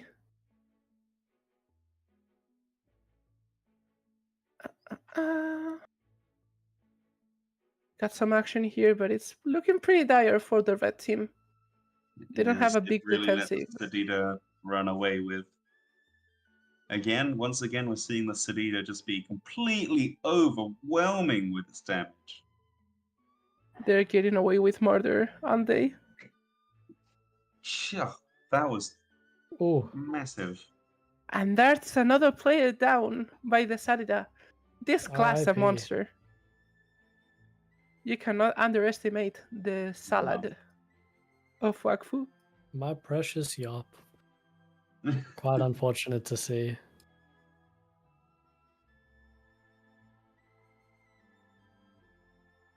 And we have a surrender. A Oh, GG. that is indeed a surrender. I get Well, it. Once you lose the Yop, it's kind of all downhill from there. Well, as much as I would like to see the 3v1 Panda solo, I think I'll be waiting for a long time before I see that happen. So there he goes, Shanks Peter. Yeah, Of course, well, another Hispanic representative. At this point, everyone's a Spanish representative. I'm cheering for everyone at the same time, guys. the pride is strong with Mouse today. Oh, we got some good news as well. We are Because back. it looks like Pipe has won his It second is. match. The Battle of the Titans, it seems. 1v1. Yeah. This exciting match. They are going to be sweating. Yes, it is a fan favorite. Let's get some ice supports. Can we get a poll going in the chat? Yep, I'm gonna read some of the comments. Uf, PvP con salida, por fin algo diferente. Llevamos viendo PvPs de salida todo el día. No, ayer también hicimos la franja 170 y había muchos equipos con salida. Está siendo realmente la estrella de la competición. La planta psicópata. So yeah, basically our friend Anna here said that, oh, finally, Sarita, we're seeing something different, but they don't know that we've been casting Sarita since yesterday. It is quite a powerful class, indeed. Definitely is. That's probably Which team why had we've that seen it so Sarita with much. their double kill? I don't remember just yet, but more than a double kill, they just killed an Eniripsa who had revived a Feka before, which means, yeah, it's a Technically bit of double a kill. cheat. I was with the Iniripsa double coming in kill. as the main damage dealer. Yeah. Who will Ooh, win got a between poll going in the Pipe versus El Judo? I gotta go with Pipe, guys. I'm sorry. He's my ex-guild leader. Love the dude. 10 Do out you of like 10. the gumption and not giving up the Pipe shown here? Never Although I give up also Pipe. really like the kidnapping distance Sakura. It is very fun to watch. Definitely yeah, who are you rooting for, Josh? I mean, Kuro. I mean, honestly, I gotta stick with the Sakura. The Sakura as a tank, I love it. I love to see it. Tank Sakura does not get as much love as they should, so I'm a root for them and hope that they can pull out this win. I see. Well, let me tell you guys, I think Pipe, right here, he's got the plot armor ready. And He's I going don't know if- story mode. yeah, I don't know if you can read the name of the characters, but Pipa's Eniripsa is called Para ti, mi vida, which means for you, my love. Oh, Such a romantic boy. it's the Indeed. power of love. Yeah, I also remember one of his trailers, it was called Ultimo Instante, which is like the last instant. Oh, He's got some beautiful names. And Emma Caitlin, of course. Cute name I for a think- Feka. I think I'm falling in love with Pipe too. Gotta love the man. I He's, used to call him People. shown very good resilience here. He lost that Yeah. first round, but then came back swinging. And yeah, this might sound a little bit stupid, but let me tell you guys, for those who are not Spanish speaking here, it is Pipe, not pipe. He is not a pipe, he is not a tube. Are you sure and they about go, that? they go with the exact same setup with the dials as last time. Both in Yeah. the middle of Mhm. the map, staring at each other. The Wild West duel. And these guys are not joking around. Yeah, well, yeah. They're this probably is the gonna take their time again. last match of the round for these guys. It's all or nothing here. They've really got to keep up, make some Yep. plays. of course, these two guys seem to be very strong contenders, and they have very similar team comps. So I would like to see them play against other team comps. And there goes the Transcendence very early, I would say. Pretty early Transcendence. Might want to be popping it early so they can get the cooldown before the other team can, so they can get 2 in before. Get the cooldown going already. Yep. Trying to make some plays immediately, maybe. Evil Bunny What do you coming think in. about that Transcendence move on the Anuripsa? Because I think it was quite early. Yeah. Maybe Definitely they're just trying to like it. open up something nice and early. I mean, at the end of the day, it seems like it's ultimately there to delay this Zealous potential stacking here, right? Yep. And delaying that could actually mean having some form of actual opening to one-shotting one of the others, whether it's the Anuripsa or the Zealot themselves after. We'll be yet to see.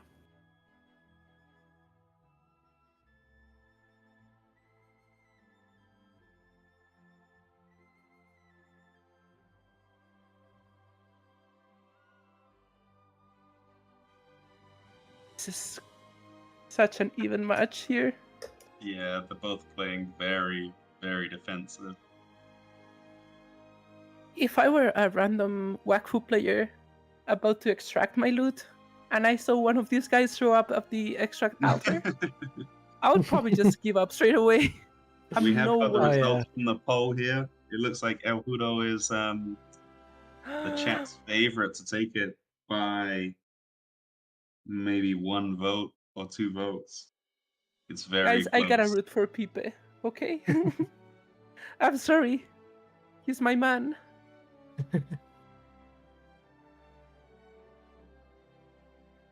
Okay. Here we go. They've kidnapped the Anuripsa. This is not looking good. Anuripsa is in the blue side. Anuripsa. Oh, and the Feka is also very far away. So far. Yeah, they've really split up the red team here. Feka's gonna burn some resources trying to get in. Yeah, I still think he's not playing to his fullest potential. I think the Feka should utilize more his position swapping spells, like he just did. But that was that's lacking a bit of range there. It's gonna be hard to protect this Anuripsa. She's probably getting obliterated right now. Definitely.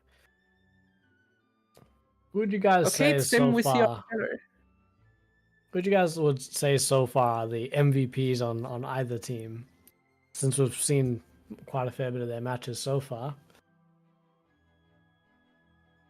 Which class do you think have been doing the most work? I mean, it's always going to be the Anuripsa. It's the backbone. Oh, that's some big damage coming out. Very clutch. And as there is the damage. Damn. It bursts. That's a quick knockout. Fantastic play there. Damn. And this shader is pretty sad. It is worth noting is a bit of a spectator bug that Anuripsa is not fully dead yet, actually. Still sitting at almost 7,000 HP. Oof. Yep. Clutch. That was close. That's the position you don't want to be in right now. Yeah, but with the Zella being Transcendence, they can't really do a whole lot of anything right now. Yeah, you can't even spin around your dial because since you don't have any AP, you're not gonna recover your Wakfu points. Might be the damage coming out from the Anuripsa. This is the actual Anuripsa going on the offense. It is the Psycho Annie. The good old Psycho. And there's the KO. There we go. Ooh. That is a big goes down. Damage. Ay. Yeah, it seems El Fugo learned from his first match just to take out that Anuripsa as soon as he can. Zero mercy from the side of Judoku. Some very good strategy coming out. Very good strategy coming out, just like the match one. And now that Anuripsa are gone, I think it's pretty much a landslide victory at this point. We'll see here if They can change You're this. probably just delaying the inevitable at this point. Mm-hmm. Spectator box makes such a roller coaster. I mean, Yeah, that was a big pop off there, even if it was accidental. Definitely does.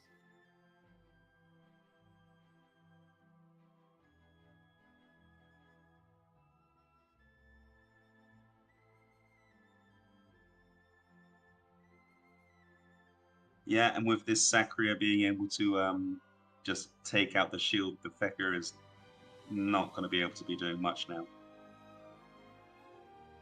yeah, this Fek is being pretty sad because you can't really protect as much.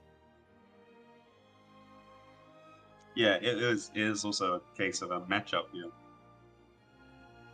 That Sakria is such a nice counter to the Fecker. Mm-hmm. Yeah, so This is interesting. Oh, yep. So, both shellers, I mean, they're both shellers, right? But they seem to have a quite different approach to the class.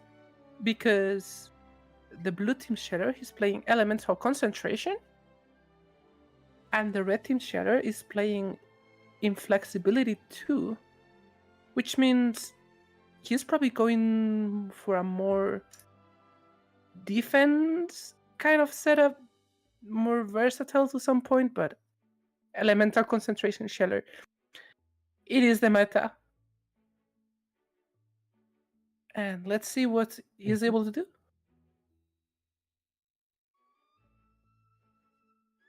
Gonna try and take out the opposing. The sacrifice on the Sakria coming through.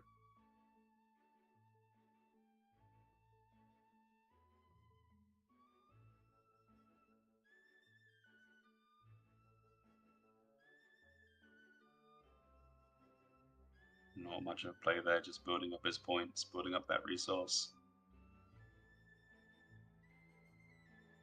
Psycho any no more.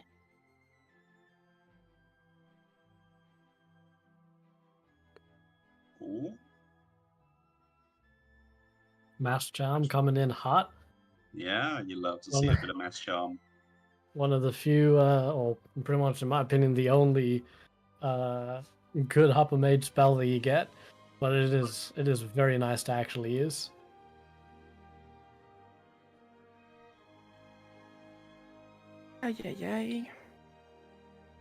And here comes the tank sacker. And that's gonna be a just taking the Fecker away all the time. That's -3 MP. That's so nasty.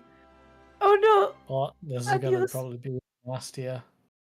Yeah, this is a Spanish farewell. That's what I was expecting. Wild. That's ridiculous. The amount of range on this Sakura is just enormous.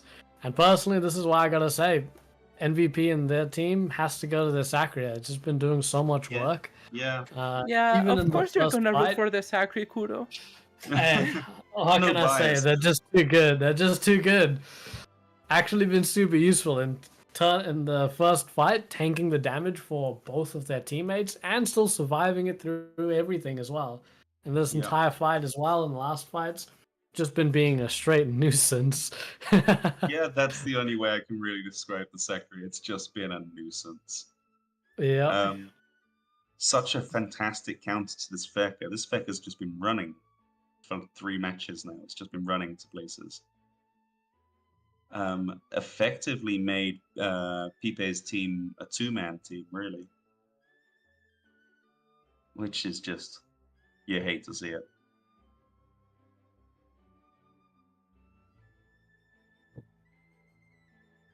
Oof. Some nice damage coming out. That's a lot of damage. Massive damage. Can we see a kill coming out here? Are we going to see the KO?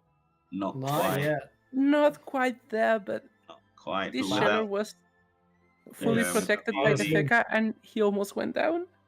Yeah, it's just a matter of time at this point. They have no healing in their team anymore, so they're just relying on shields, and shields only get you so far, seeing it only stacks to a maximum of half your max HP.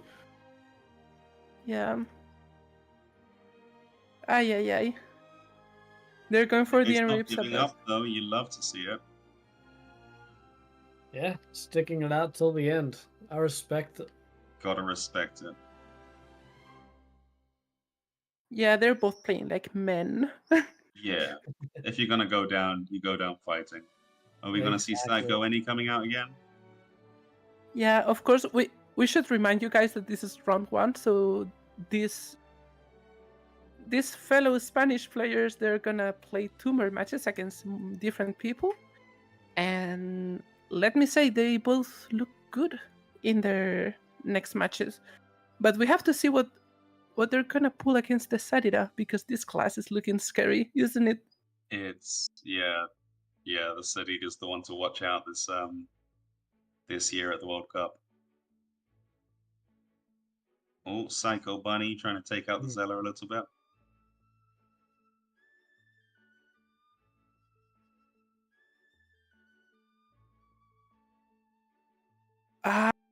The dumb sublimation that rips off your armor. He's doing 0 damage, but it doesn't matter because he's chipping down your armor and Just removing your MP. so much of a problem. These shellers. I mean, this Sacker is such a nuisance right now. Lines it up. Oi. And he's not even gonna allow the sheller to go to the dial. Ugh, that's so nasty. It's really playing his sons well, I have to say. Yep. This is just delaying the inevitable at this point. Am I right, guys? Yeah, the Feck is trying so hard, but it's just not enough.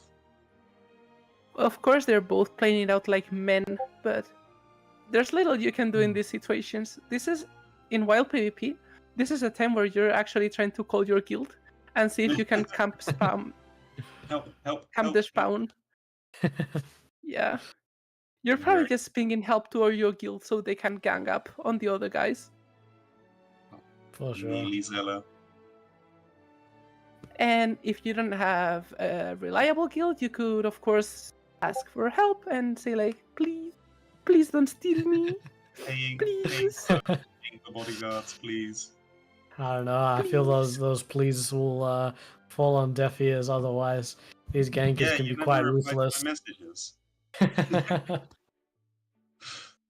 I have a wife and 2 children. Please don't kill me. I have a mom and a dad. Please. I know, and down he goes. There's Pop the Mark. The Enerips are just absolute monster in this Big round. That is nasty. And he gives up. No. And there's the forfeit right there. Nothing to do. He's Well giving- played. That was GG. yeah, that was What a close match. Remember, these guys were 1-1. They were So 1-1. both of them have won against each other. But only one takes the victory at the end of the day. So, I think that wraps up round 1 of the group stage. Mm-hmm. There's some matches being already played in round 2. We have Bad Boys again with the 2-0 win. These guys look powerful. Bad Boys do seem to be smashing through it. They've gone for the first couple rounds undefeated. They are running a yikes. Zeller and a Hupper Mage. They are going very offensive, the Bad Boys. Living up to their name. Wow, a lot of damage. That is a scary amount of damage at 230, I imagine. But other than that, the rest of the group stage, the Group B, the rest of the round 2 is still being played.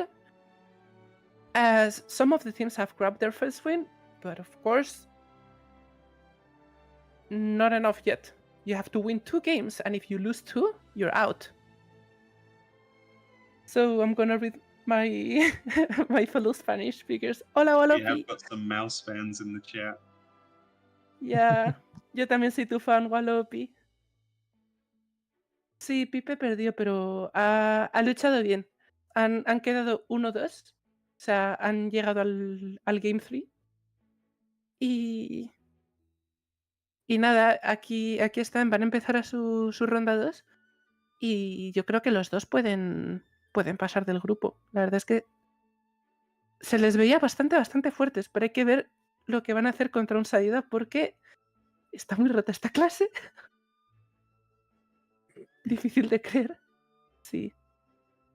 But anyway, guys, back to English.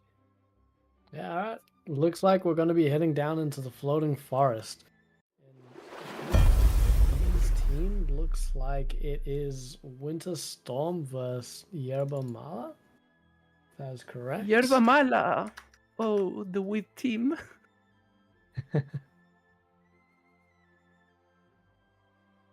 Okay.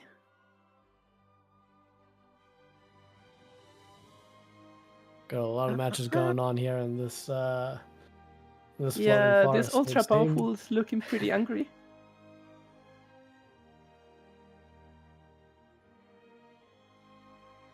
Ay.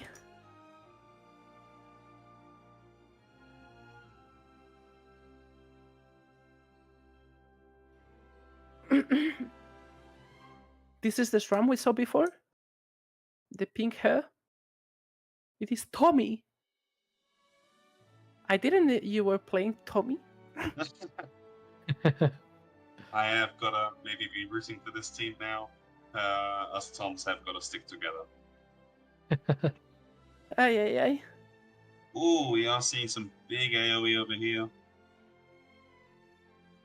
Oh, chains of non-existence. It is the chains of non-existence from the Lunar Guild. Yep. They're here in the 170 matches as well. Nice to see a familiar face. There goes the pacification.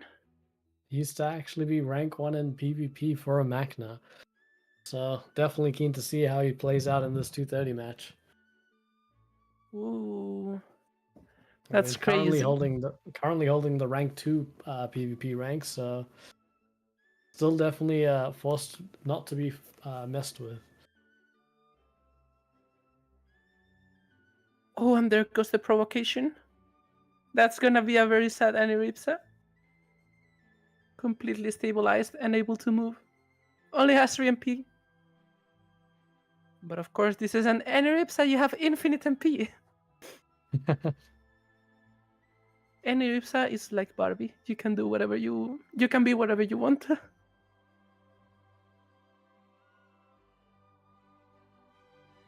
There's the armor removal.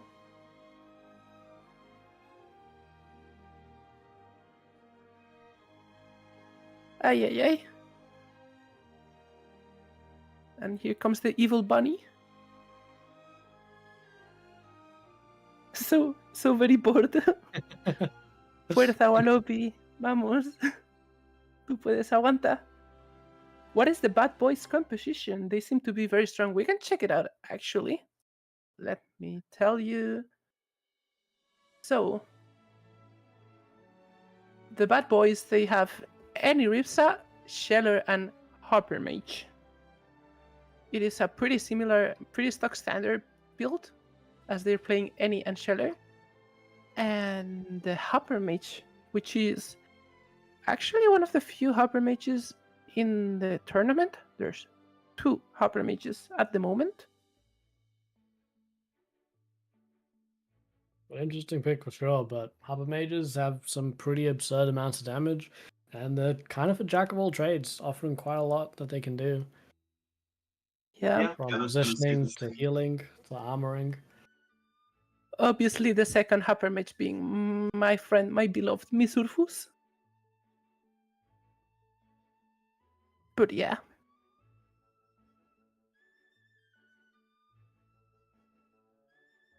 Here comes the ultra powerful. It's pacified, it's not gonna do as much damage.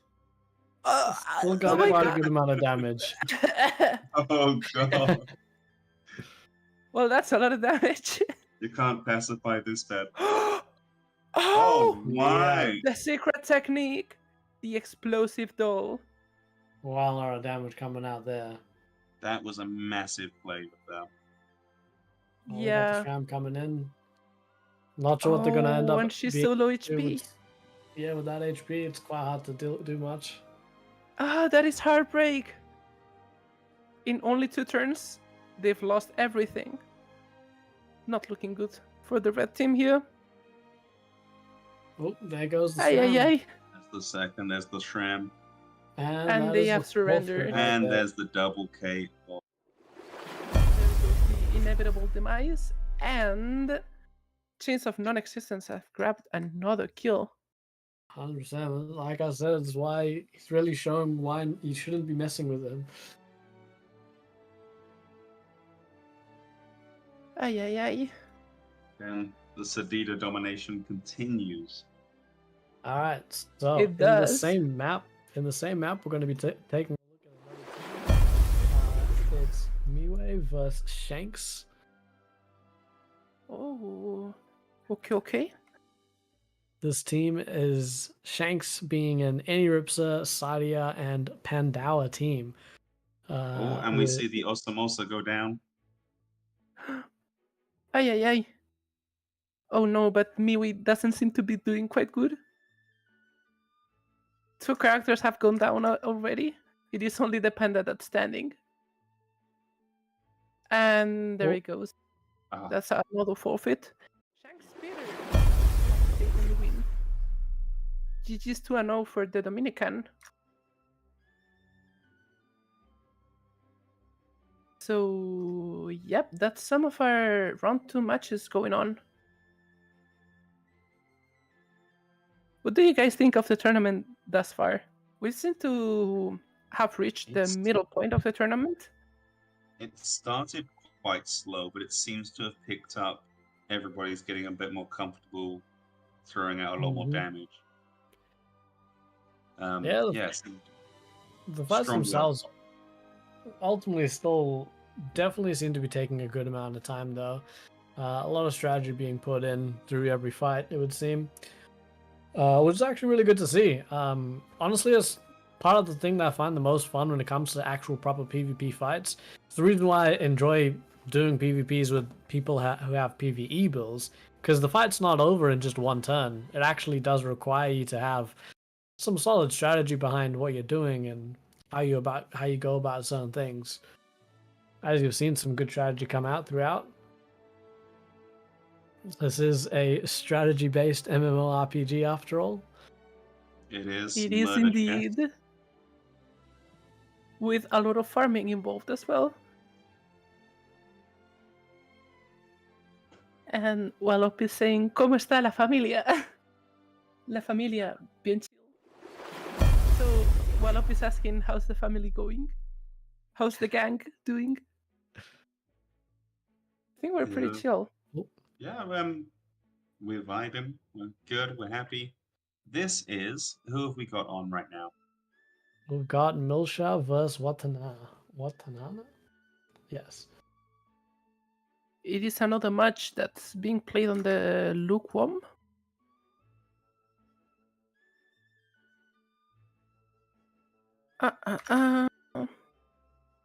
Yes, it is.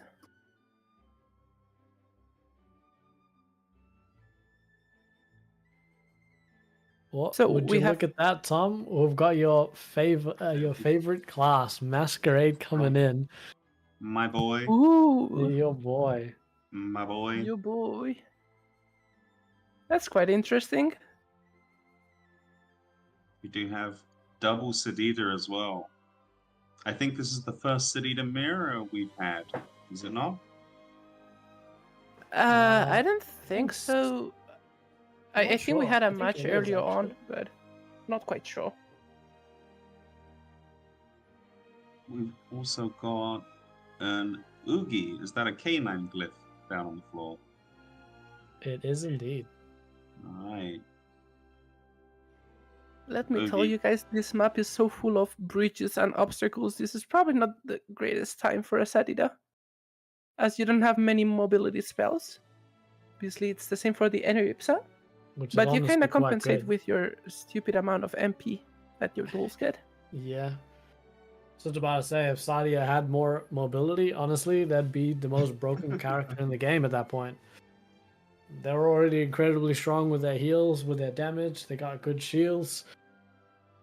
If they had mobility, oh, I'd just have to main a Saudi at that point. Ay, ay, ay. Oh, that's a lot of damage right there from the Masquerader. It is quite a strong class, actually. Definitely Yeah. is. It used to be one of the best of PvP, if I remember. It used to be really, really Mhm. strong. Much stronger than it is now. But it's still a strong class. Very versatile. Mhm. Speaking of which, Tom, how do you tend to play your Masquerader? Are you primarily a damage dealer, support? Do you go more for distance or melee? Yeah, it's a melee class primarily. Mhm. I've seen support ones. You always play it positioning. Its positioning is really strong. No biases, but I do think it outranks Panda in positioning. That's probably a hot take, but Oh, I don't know, but that's a bold statement right there. um, I'm not gonna die on the hill, but I will sit up here on the hill. It's very strong. It kind of does everything, much like a hub. And we have got a KO almost. We do have a KO here. We do indeed. On the Feka coming out dying. The feck is down.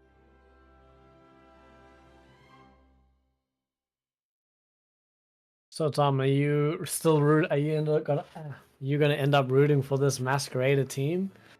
Or are Yeah, you I am. rooting for the other team? Masky boy. Well, yeah, I think I've got to stick my guns. Love me a masquerader.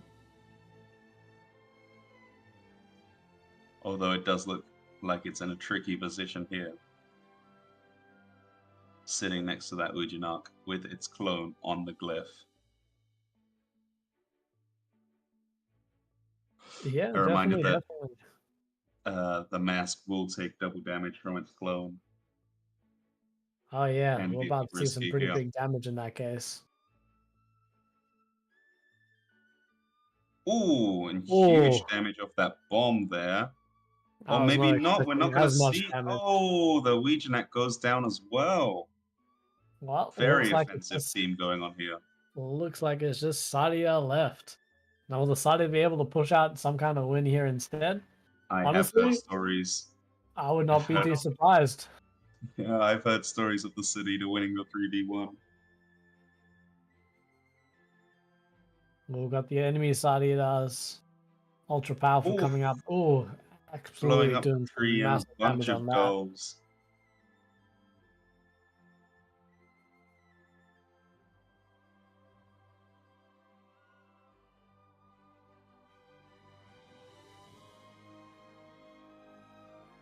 Now, will the Sadia be able to survive one more turn here to actually push out some more damage? Does not have another ultra powerful on the map, but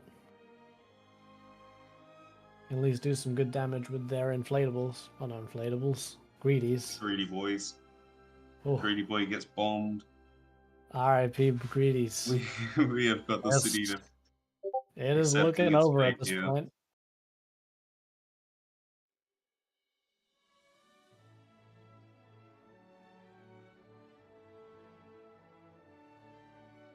There's Huge a lot of coming damage in. coming out, and Masquerade Clone still has their chance to have a turn.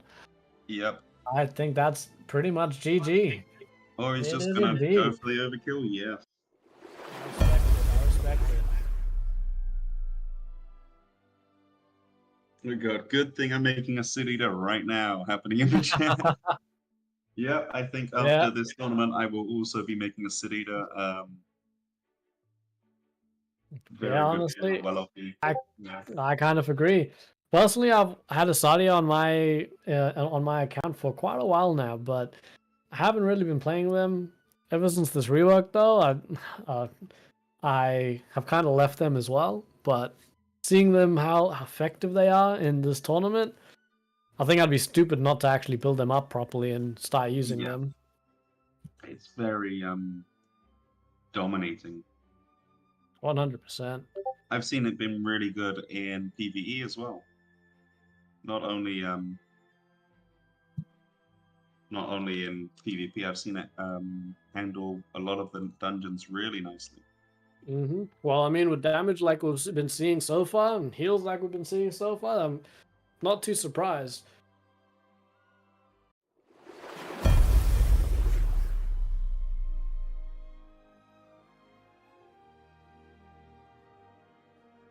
All right, what do we got here? Looks like this match is just started.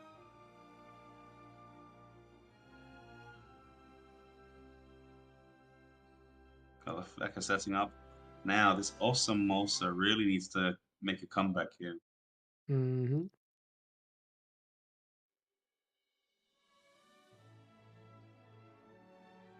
in the max bay. Lots of walls here for people to hide behind. Pulling out the double summon again. I wonder if he's still linked. Still sharing his damage. That's going to be always going to be a big problem here.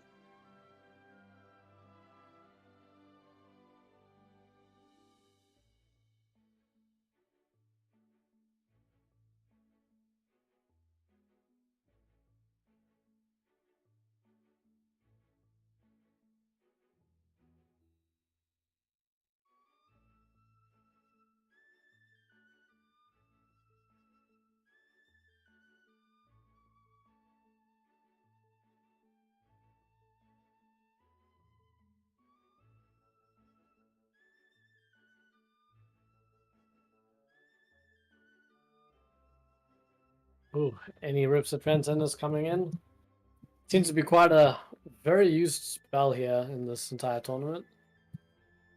Well, with damage like that being thrown around, you really want to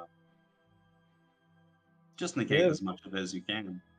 Yeah, it definitely is a very good stalling tool for sure.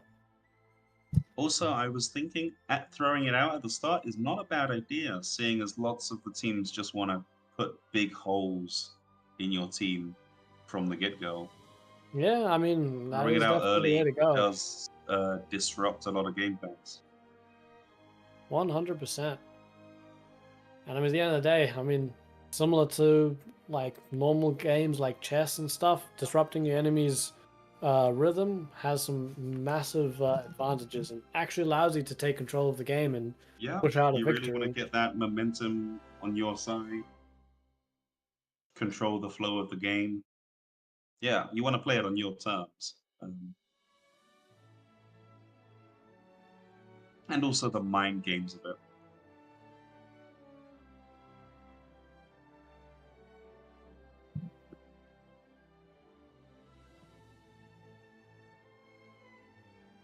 It's quite cool to see a lot of the costumes and outfits that people have on these days. Style food is very strong here. Have you experimented much with the Mimik gears, Tom? Nope, I have my pirate costume, and I will always wear my pirate costumes. I respect it. I respect it. You can make your very own private costume, though. Yeah, I have been thinking to use the Smeesy rogue as my main thing. I do love that one. Yeah. Especially with the new item coming out, that's really nice. What's it called? The mirror. Transform mirror. Yeah. That's it. Yeah. There's definitely, it seems like it'll be pretty good, to be honest. Actually being able to no longer just have to sacrifice your items in order to get the appearance change. That was rough.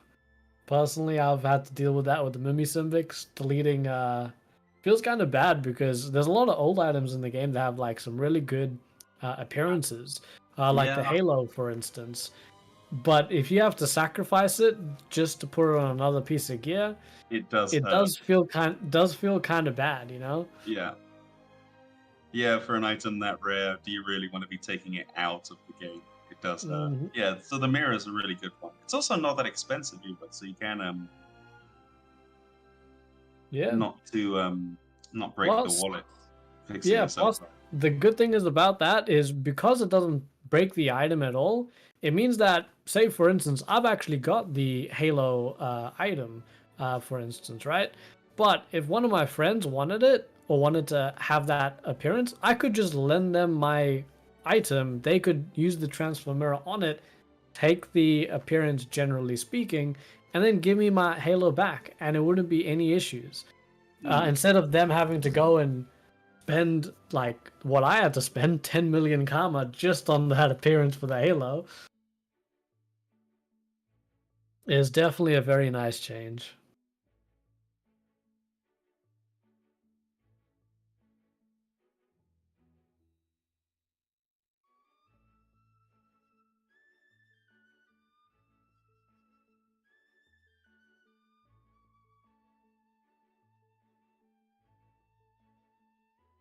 You have the red team very close together here.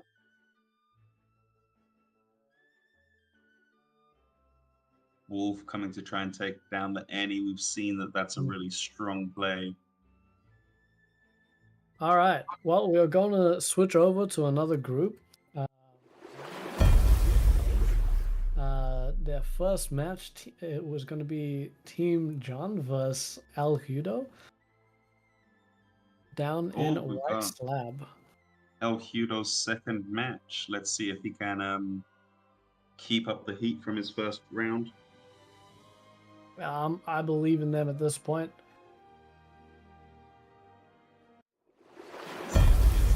Kidnapping Sakura can continue to put in the work. I mean, his Sakura has definitely impressed me, so at this point he's starting to look like a favorite for me to win the entire game, or win the entire tournament. We've got massive style food coming through here with the matching outfits, looking beautiful. There you go. We've got a Sinestro up on the map. You do love to see a Sinestro up on the map. Ooh, I think that's the first time we're actually seeing Sinestro out on the map this time.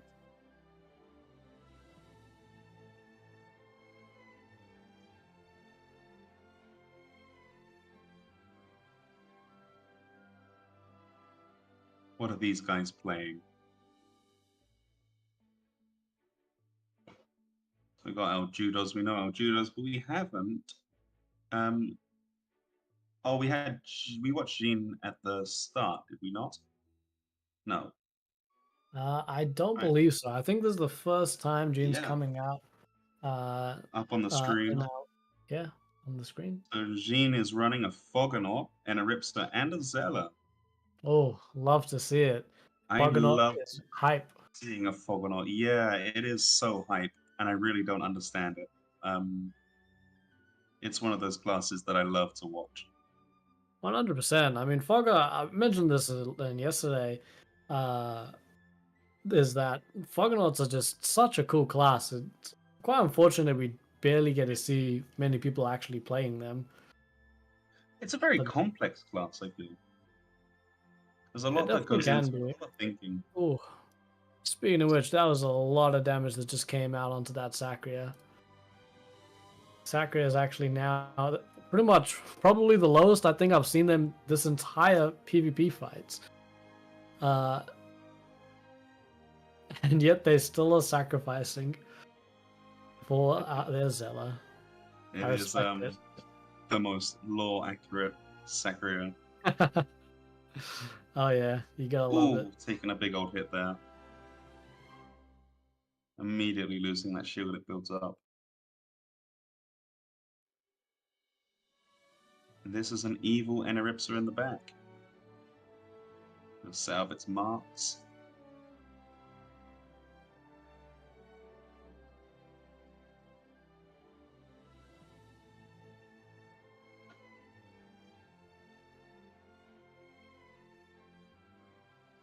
Going to set up friendship on the Fogonaut. The Fogonaut's moving quite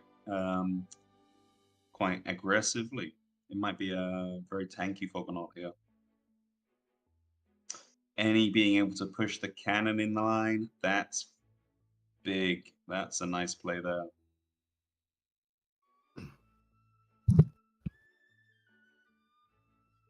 In comes Evil Bunny. Yeah, you gotta love the evil bunnies. Just running around minusing some res. Big fan of the Evil Bunny. Especially when it gets all buff. It does make me happy.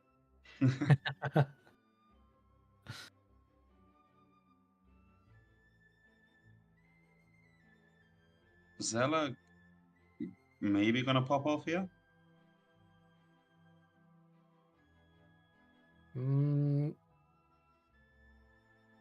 Not Does sure, I want. don't think so. Oh Yeah, no. I was about to say, I think he's a bit low on walkthrough points at the moment to actually do anything. Still going to be stacking up that distortion. And probably next turn going for a nice nuke. Ooh. Gene Team's looking very healthy. Really gonna have to do something here. Yeah, definitely. The any rips are going to be keeping them all quite healthy as a whole. Pogonaut and Zella are doing some massive damage on the other team, though.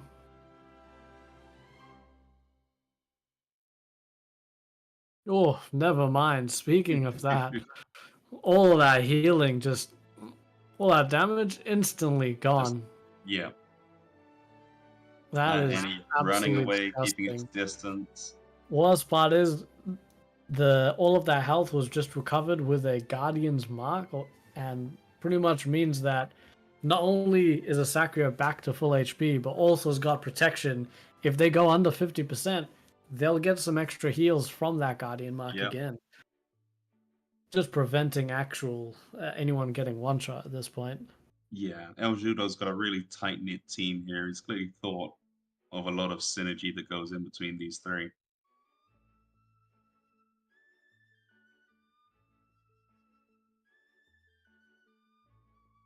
See the opposing Zella.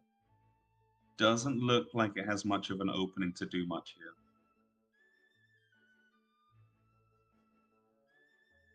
Definitely not.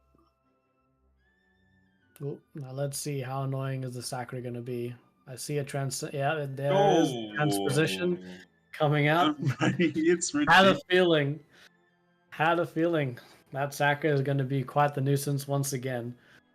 He's going to kidnap the Annie. He's going. El Judo's figured out that he really needs to take out the Annie as just quick as he can.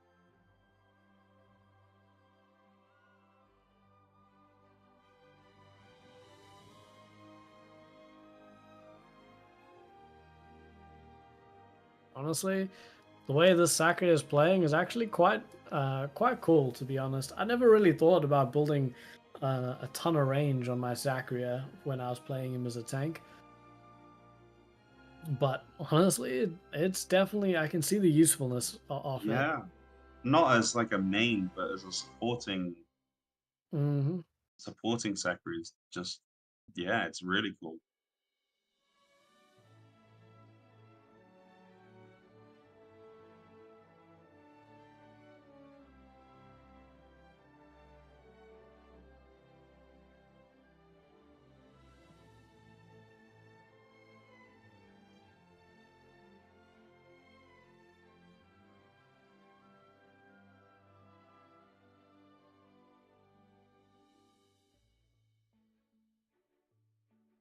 Oh, are we going to start seeing some bursts coming out from the Zella? It does. It seems like it's the time. They've built up the distortion. They've set it up. And this Any Ripsa is right next to him as well. So. Yeah. Oh. Who's he going for? He's taking the distortion stack. So he's going for the other Zella. Enemy Zella action. Oh no, will he be able to have enough damage? Still got the Guardian Mark, unfortunately, though. Oh, taking out the enemy Zella's dial.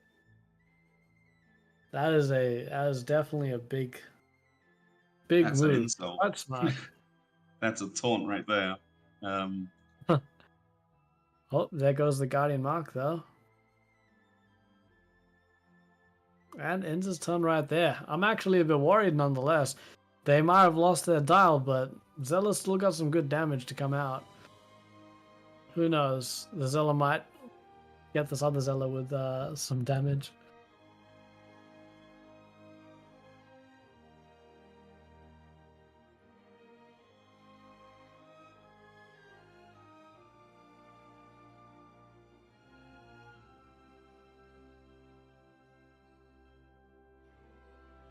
Whoop.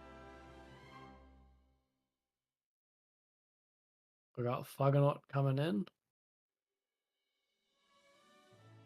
Tickling that Sakri a little bit. We've got damage Miss now. Mouse. Welcome back, Miss Mouse. What are your opinions on Hello, a hello. Fuggernaut here? Oh, so we have a Fuggernaut in this match. We do have a Fuggernaut here.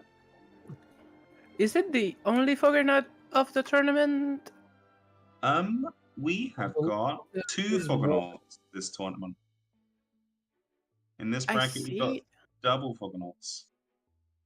Well, they kind of seem like the off-meta pick right now, but man, they're so strong. They're such an underestimated class.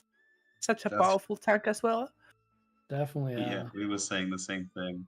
And also they're able to provide a lot of support with their tracks. Great movement options once it gets going. Yeah, that's a lot of team utility, Mhm. and you can never really count them out. No. And aesthetically as well. They just look so cool. They look so great. Yeah, and let me tell you guys, props to this guy Marfolog. Is doing a lot of runs with his teamer, with his Foggernaut, doing some crazy dungeon runs on Stasis 3, clearing the rooms in one turn. That guy's insane. He's utilizing the Foggernaut to its maximum potential. But of course, this is definitely PvP, no not joke. PvE. The infamous Marth. Yeah. Yeah, I still remember seeing the video Marth posted out a while ago when he soloed the Mineral Tower level 50 on S10 with an Ossa. To me, I saw that and I was just absolutely mind blown. Yeah, considering how hard that dungeon is normally, soloing with a single character on S10, absolutely absurd.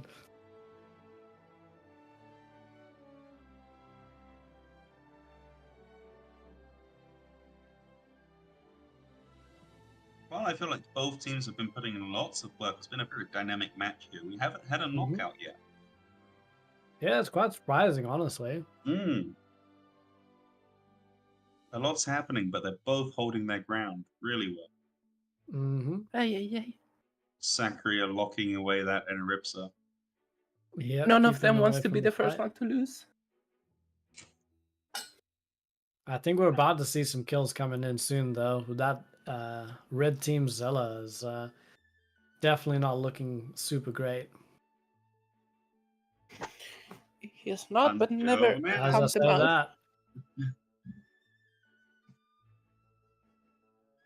And they're the mages of time, so they could potentially make a comeback in any second. Hey. But yeah, things are looking quite dire.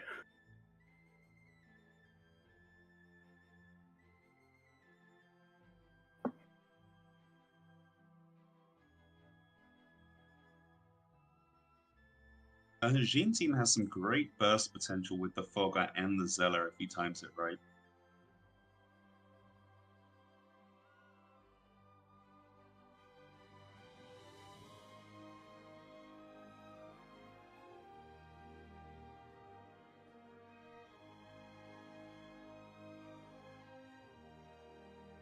Oh, he's very far away from where he wants to be.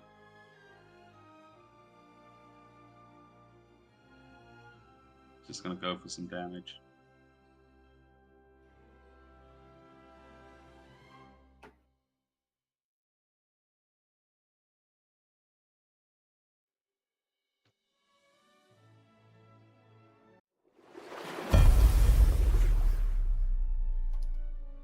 It is picking up in the heat. Can we get a look on the standings? Where are we at now?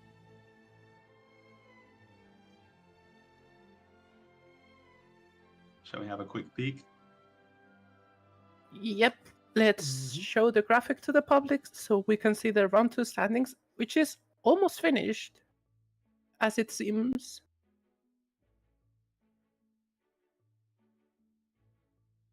It seems like Group A has only just started round 2. Yeah, is remember that P Pipe and P and both finished. Judoku, they took their time. Yes. That Yeah, is both true. very, very, very tanky boys. So for Group B, we do have Yobamala taking the win 2-0. Dominican Power also taking the win 2-0. Very strong. Very Mhm. confident plays there. Yeah. I love the name Yerba Mala. So funny. And then in Group D, we've also got 2 more 2-0s. So these games have become very decisive. Yikes. Yeah, yikes. Well, all the more fun that's going to be had when they end up fighting against each other. Yeah, it's gonna. I think like they're very offensive teams down here. Yeah, as we said before, 230 tends to be quite volatile sometimes. Yeah, it seems to be you either instantly win or it becomes a really tanky fist fight. Well, Yeah. to be fair, the difference in strong quality builds at 230 will be quite significant. There's a lot of amount of money people strategy will have. component.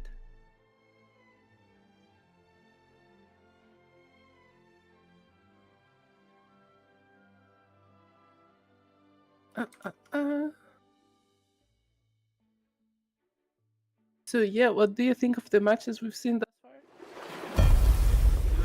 I still don't have a clear favorite. I have obviously my mask team that I'm rooting for, but I'm really enjoying everybody's performance. They're all doing really, really well.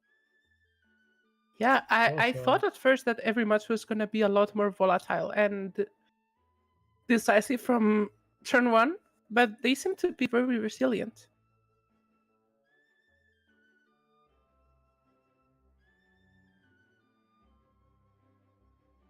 Yeah, seeing some of these fights remind me of yesterday's matches with Tom and One Piece, lasting quite a good while. Speaking of which, how Yeah. did you find your matches yesterday, Tom? They were a good mixed bag. I had a very balanced first one. I got absolutely steamrolled in my second one, and then a pretty comfortable win for my last one. So it was a nice mix. That was good. How confident are you? Obviously, you ended up qualifying for the semi-finals. Now, how confident are you with beating the next teams? Because Well, I'm up against Rue first, who's been playing very offensively, and that scares me. But if I do manage to win, I'll be fighting One Piece again, I think, and that also scares me. So I'm terrified for the semi-finals and the finals. Yeah, it's gonna be a thing. Definitely gonna be some hard fought battles for sure. Tim Candle saying, "What do you mean a while? 45 minutes?" Just a little while. Yeah, it was It is a little while indeed. A big slog. Trying to break through that armor was, that was a mission that we failed. Better luck next time. Hey, still made it to the semifinals nonetheless, though. Did. Still quite impressive. We're regrouping. Congrats, man. Yeah. That you're facing against the Wu. Oof, yeah. It should be fun. Rue's a friend. Yeah, it should be great. I mean, if he's a friend of yours, you could guys try to play it out for a rock paper scissors match.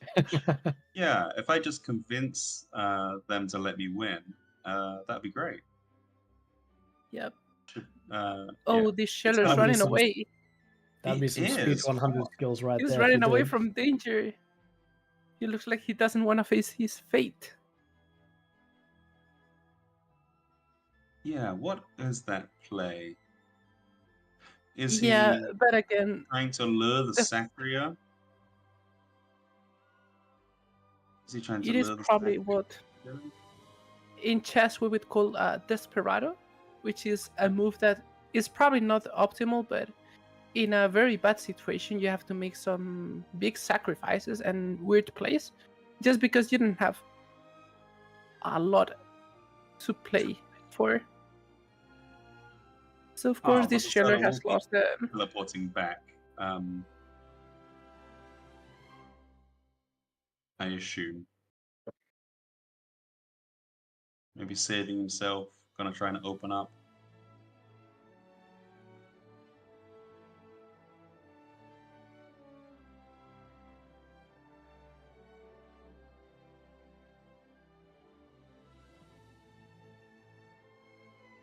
There goes the Wabi.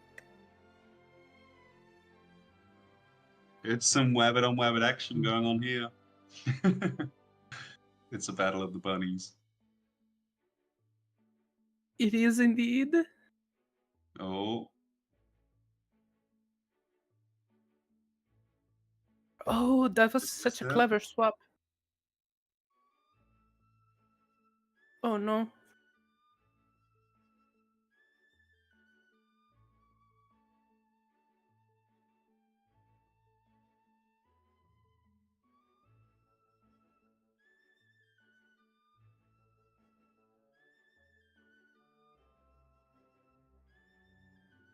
the Anaripsa doesn't look as much to do here. Is it gonna go on the offensive? It's gonna mass charm the Zellerin.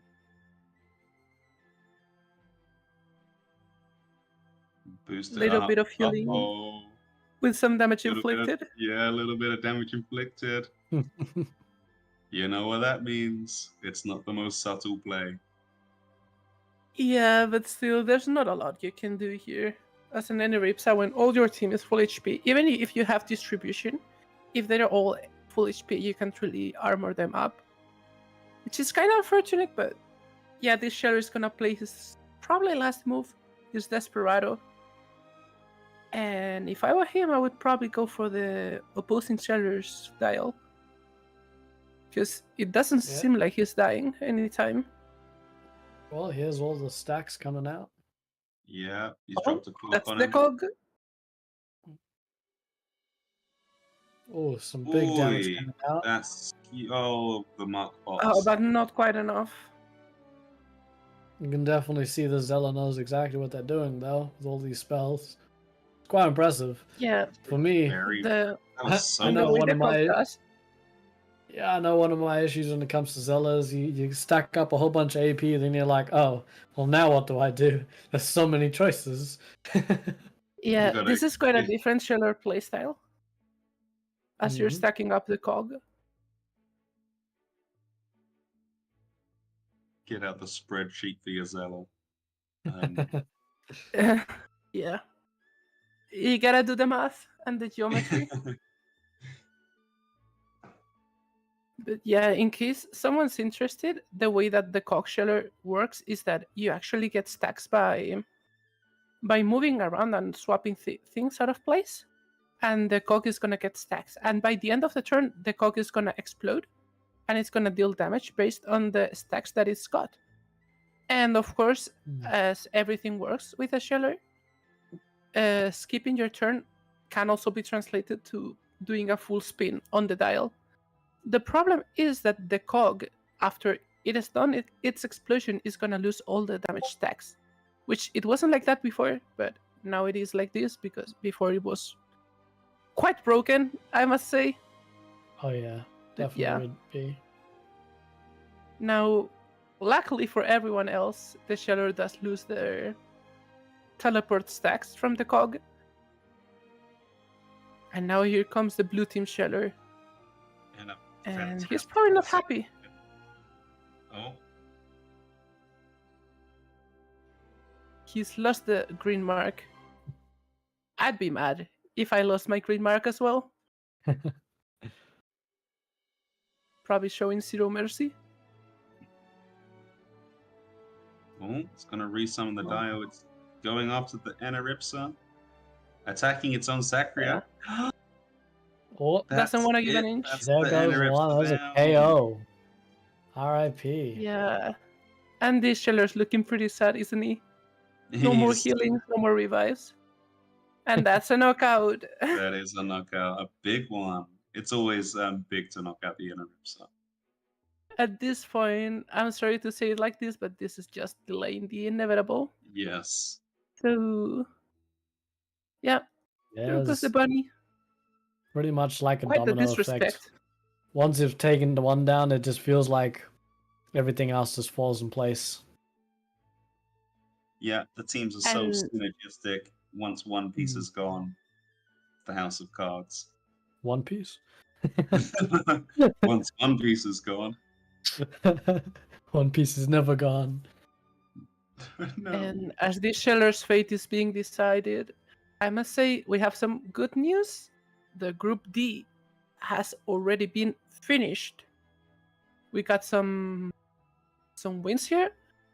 Mimik has lost 2-0. And I can't read the name. Watana gets the win. And the Bad Boys, again, with a dominant performance, another 2-0 over Ooh. Milshidas. This is going to be a very exciting matchup, these two, Watana and Bad Boys. So the Bad Boys are actually locked first place in their group, I believe. Yeah. As Watana Been... has scored 4 points, they're second. Then Milshitas is third with 2 points, and finally Mimik 1 point. The Group D is over. We're watching right now Group B, and Group A is still being played, the round 2. These guys are taking their time, aren't they? Group A is just slugging it out. This Zella's not giving up, and I love it. Yeah, I do respect the willpower. Yeah, just sticking around. Though it might be all for vain. Or all in vain. Sakura is still just gonna cause trouble even now. Yeah, this Sakura is such a nuisance of a class. Yeah, I'd be so annoyed if I was playing versus this Sakura. And that's the last moment of this Sheller. Oh, Can you hold on? The tenacious Zella does go down at the end. The power of friendship wasn't enough. It was not. That's another GG. Curious, as you guys said, that the Sakura has definitely been quite a pain to deal with. Who do you think is the most annoying class to fight up against? Oh, there's a lot of variables there. Definitely one-on-one, I think an Osamosa is pretty annoying. Stack that any and throw summons at you. You can't do anything. Zella, of course, is always going to be toxic when it goes first and nukes you before you do anything. Yeah, there's a lot of annoying classes in Wakfu, actually. Yeah, I think I must go with any Ripsa. Because yeah. Not only is extremely powerful, but it's ridiculously easy to play. It is a simple yet effective class, and you don't need much more than this in a Wakfu tournament. Yeah, it's everywhere as well. So, you do. Yeah, and also you just see it all the time. Yeah. You can see the Sarita. She has a little bit of skill expression as how you play your combos, how you set up your duels. But the enemy says just Omega Giga Booga Heal, and there's little you can do against that. So yeah, it looks like we're moving on to another match. Shanks versus Chains. Oh, and we're in the middle of the match as well. Panda's gonna pick up the Sakura and say, "Get out of here." Setting up for the ultra powerful, it seems.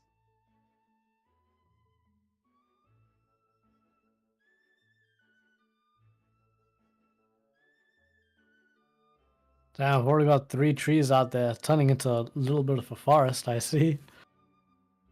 Max Bay Jungle.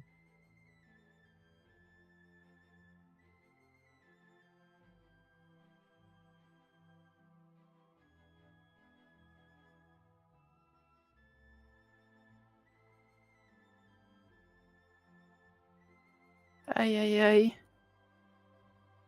And this is being played at... Wait, I can't find the map. Hold on. In Max Bay? Yeah, this is Yep. a Max Bay, although it's turning more into Max Forest. Ay, ay, ay. Oh, Oh no. Team trees have gone wild. What have you done, Mr. Beast? I can't believe Mr. Beast would do this. There's trees on the beach. How did they even do that? This is the true power of Sadia, making a tree wherever they can. Yep. Mm. That is indeed the power of the trees, the power of nature. Also, let me take over in Spanish again because we got our friend Nano Shinobi. Hola! And hola Suricate, hola Nano, hola Dark. Saludos desde México, saludos a ti también. Muchas gracias por pasaros y por todo el apoyo que nos estáis ofreciendo. So yeah, props to our Spanish-speaking fans. Damn. Very big bomber. Ay, ay, ay. Ultra powerful. Is that going down? It's not over. It's it's never not Is this over. ultra powerful? Oh no. Oh It's no. bomb. Ay, ay, ay. Oi, oi. That was a There's nice some play. massive damage. The bomb ultra powerful has been really clutch. Sakura's Yeah, back. but Back for you. unfortunately, the Sadira can also revive partners. So Yep. yeah, the Quite Sakura strong is indeed. alive again, ready to become a nuisance. This seems to be a much more traditional Sakura, right? Yeah. Up in your The- face. Chains of Um, non-existence coming in with lots of damage instead of the tankiness that we've seen with the other teams. Here comes the blue team's ultra powerful. More big plays incoming. Mm-hmm. Got some nice damage. This is gonna destroy the enemy Sadira. 3 versus 3. This is tree violence. No. Ay, ay, ay. Oi. Managing to chunk the panda down. Is that the best idea to be focusing down the panda? And you have to Wow. feel bad for Red's team because they put all their effort in that ultra powerful blowing, but they didn't manage to kill the Sarida, Yeah. which means this Sakura has revived and it is taking over.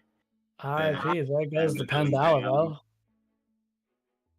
And if you're the red team Sarida, you are also very sad because you have no more dolls in the map, as you decided to sacrifice them all. Yeah, it was a Hail Mary, but it didn't pay off there. Yeah, it was a bit of a gamble, but sometimes you win and sometimes you lose. And the Enerips are still here, still going to keep everyone alive. Just Oh. going to bully the panda. Getting him out of the Yeah. map. That can't be revived. Some extra healing, not a lot, but it helps, right? Well, the damage of this city has been greatly nerfed. Yep, Bad yep. Bunny not going to be able to get in. The Bad Bunny. And also, we got some good news up in Group A. As it seems, the matches have been progressing. Pipe has grabbed his first win. Whee. This is a best of 3. And El Judo has also grabbed his first win against Jin, which means these two guys that we've been casting since the beginning, they're quite strong. They're actually winning their independent matches. Yeah, we got quite lucky with the Battle of the Titans for our first match, it seems. Yeah. A little bit of flashbacks of One Piece just taking forever with their tanky team comp. But yeah, these guys are just showing their resilience. And this Red Arena is managed to just... pull up. Red managed to Trying pull to up hold and to your go down. life. Very nice.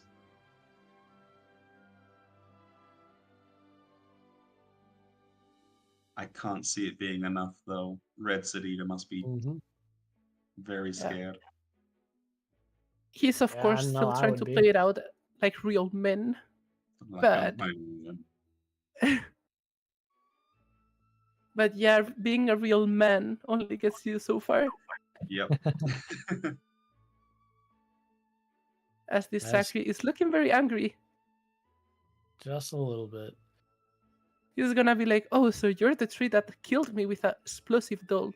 Oh, you're gonna pay for it, and you He's know going you're for gonna it. pay for it." Oh, it's 3 versus 3. Doll versus doll.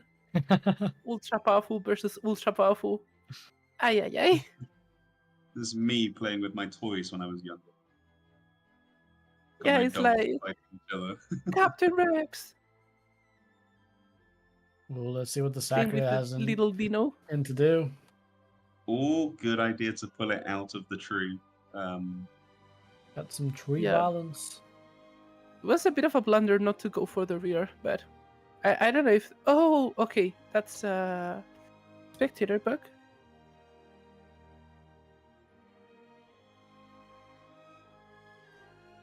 There was no rear access right there.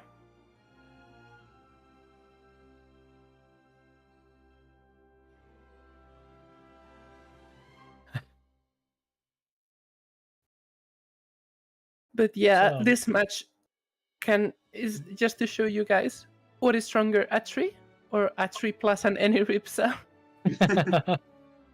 A tree that can heal. No. Tree's OP.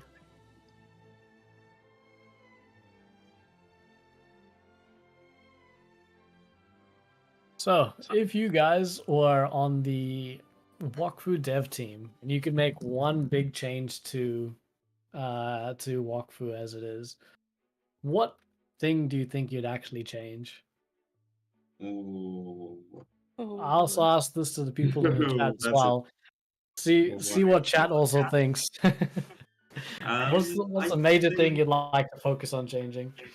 I'd like Haven Worlds to be a bit more fun. I'd like to see that's fair. something not like it used to be. It was a bit antisocial, but I'd like I don't know what I'd do to it. But yeah, I'd like to see Haven Worlds be something. Yeah, I I'm not get sure you. what, I get but you. not what it is now. I do It's in an think, in-between state right now, I think. yeah, I do think after some of the changes that they made, it definitely has dropped in usefulness. At this point, there's not as much you can do in the Haven Worlds, but We're getting some good chat responses to that question, girl. Your rework made Your PvP crab rework. viable. PvP draw, yeah, that's a great one. PvP and stasis rewards, yeah, these are all nice ideas. What would you PvP implement, Kuro? What would you add if you was on the dev what team? would I add? King? Oh, that is a good question. I mean, personally, I have to personally say I've actually been loving a lot of the changes that Ankama have made for Wakfu for a good while now. For a few years now, actually, I've noticed they've made a lot of for the player changes, which I've personally absolutely loved. So honestly, I'm just generally liking the direction that they've typically been going. I'm not entirely sure what I'd want to get changed, but I do think eventually I'd like to see like the political system or the Wakfu stasis system get like a touch up on something, because it's been a while since we've really seen that play a role in the game. It'd be nice to see it. Yeah. I'd like to definitely to the Wakfu and stasis system. That's a GG from the Sadida team. Yeah, that was. Of course, both teams had a Sadida, right? But it was Sadida killing Sadida. Yeah, looks like chains of non-existence. And you could almost hear all over Rubilax someone screaming "Timber!" as the Sadida went down. Timber! It was a best of 3 tournament, but I think it's definitely Mhm. a best of Oh, 3 the Ram. tournament. Oh, what an angle the Ram got there. Oh, that was Looks like such a we're huge play. moving back on to on the same map actually, with Los Palomos and Winter Storm. Los Palomos. Such a cool name. My Spanish dudes. The Panda's trying to be very disruptive, but yeah, Mhm. I think this. Let me check. Yeah, this Osamura seems to be a little bit sad, right there in the corner, surrounded by 2 enemies. Yeah. Not looking good for the Osa. Is the panda gonna come and try and rescue it? Mm-hmm. Oh yeah. I'm not sure. So in these teams, what is this? This is the Feka Shram Any team versus Osa, Yop, and Panda. Yop, unfortunately, is already dead, it looks like, though. Yeah, Like- the Yop has passed away. It's I really can sad to see. feel- I was feel the really, feel. yeah, I was looking forward to seeing my Yop and go and do some big plays, but unfortunately, it's not happening today. It's Maybe I fine, should have just signed Kuro. up. Maybe I should have signed up myself and had my Yop come in and show everybody who's boss. Well, guess what? Next year you're probably holding another Wakfu Rubilax World Cup. Yeah, World Cup So 25. if any of you would like to sign up, you could consider us. We're liking how this event is turning out. So Mhm. yeah, there might be a repeat. So stay tuned, because you guys, if you didn't participate yet, don't worry, because you could become potentially the next edition's Wakfu Rubilax World Cup champions. Ooh, that sounds good. Yeah, that sounds so good all of a sudden. Also, the money. Yeah, money is we got some definitely good quite money nice. here. Money. Yeah. Here comes the money. Money, money, money. Ay, ay, ay. There Also, we I do go. have to agree. I do have to agree with Tea Time that the marketplace change that just recently happened is definitely quite a nice quality of life change. Actually, see, we have proper search functions now with some of the items. Yeah, there's so many exploration tools. It took me a day or two to get used to it, but yeah, I'm really enjoying it now. Yeah, I do think that the interface definitely looks a bit different compared to the rest of the interfaces in Walkthrough. But I think we were talking about it earlier that it just shows that we're quite likely to have a proper interface rework for the entire walkthrough to probably bring that all up to the same place. That would be so cool. That would be very cool. I'd be very hyped for that if that is indeed coming, which seems likely like it would be. Money is good motivator. Of course, Titan Candle. We're all here for the money. Wait, you guys getting paid? I wish. Oh, going for the summon to take out the Osa, that's a play. That was clever. Wakbug? Oh, what do you mean Wakbug? bugs. No. Oh, he wasn't allowed to cast anything, he says. That is not good. So, yeah, the blue team has... It seems that they are experiencing some bugs here.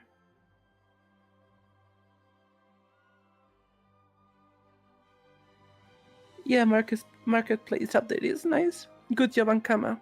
Yeah, props to them. Working really hard recently. Yeah, they have Props been. to them. Very busy. Yeah, especially with not even just that, like all the Stillies rework and everything. Yeah. Quite a big update for sure. Definitely changing the game quite a lot with this update. I actually look forward to taking on a lot of these stillies. We've got a question from Kaiser. Who Who sponsored the sponsored the tournament? So tournament? much cans. I'm the glad you spon- asked because this tournament is being sponsored by Rage. I'm joking. No. Oh, I wish. Rage Adelaide, you Rage. watching? You know, we're all open for sponsors. Yeah. Also goes for you, NordVPN. Hey. Yeah. Never seen a tournament with such a big prize pool. Yeah, I was also surprised by how large the prize pool was. It's bigger than big, right? Yeah, Yeah, these guys are definitely. rich. They're think for a filthy lot of rich. people- Yeah, I think for a lot of people, they wouldn't have even seen 100 million karma, let alone 600. Mm. Yeah. And what's funny is that you can get filthy rich by winning this tournament as well. So make sure you sign up for next year. Don't lose out. Yeah, As you this also match get is still being played. title, you get unique Haven bag items. Yeah, it's a great prize pool for this tournament. And the exclusive title as well, right? Yeah, that's the main thing I really want. So I can flex on every. Honestly, next year you might actually have to see me in there trying to get the title. I mean, if they introduce some kind of an achievement, for these type of things, I'll be honest, nobody stands a chance. I will get that that achievement as the ultimate achievement hunter. Yeah. I could not. I'd have to go for it. Oh, we got a Spanish comment here. Siempre es genial ver algo de actividad en Wakfu. Ese suricate viene y nos saluda. Bueno, saludos a todos los hispanos que están aquí. Muchas gracias por pasaros y por apoyar, como siempre. Muchos besitos y seguimos aquí con el comentario de el partido. So yeah. Props to all the Spanish-speaking community. My boys. Really came out strong today. I guess we've got a lot of Spanish-speaking guilds joining us in the tournament. Lots of support coming out for them. It's great to see.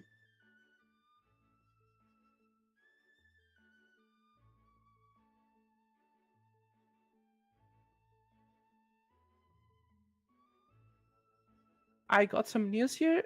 It seems that in Group A, Pipe has also won his second round with a very dominant 2-0. So he bounces back from that first 2-1 defeat. So props to Pipe.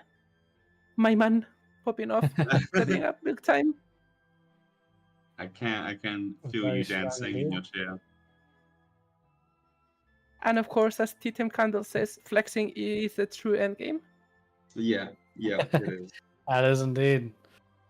You just got a non-stop flex.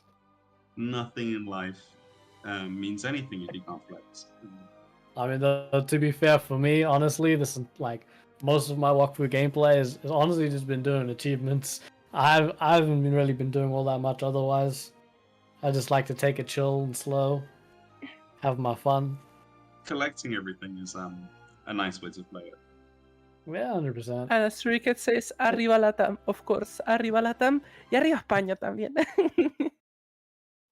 Actually, one of the things I really have enjoyed a lot about with Wakfu is that they don't really force you to do pretty much anything. You can I actually know a friend of mine who still has the speak to Papu Pal as his quest for the main quest line. That's where he's stuck at because he just never did it. And he's 230. He's done plenty of other stuff, but you don't have to do any of it. And that's actually one of the things I really enjoy about Wakfu is exactly that. Since they don't force you to do anything, you can do whatever you like. Play however you like. Heck, I remember my friend that I got into Wakfu. He did literally nothing else but play Mineral Tower. Nothing else but Mineral Tower and Mineral Tower alone. Wakfu is a nice game where you can do whatever you want until you have any rips in the opposing team, of course. Don't get me started. Viva Españita, claro que sí. Exacto. Bueno. This map is close to an end, as it seems that this Osamudas is barely grasping to your life. He's been really clutching it out. He just refuses to die. Yeah, he's using the power of friendship. Which is a good strategy if you're playing against an enemy Ipsa. Only your best prayers are gonna save you. Becker is completely out of the way for now. But I don't think that's enough to save this match.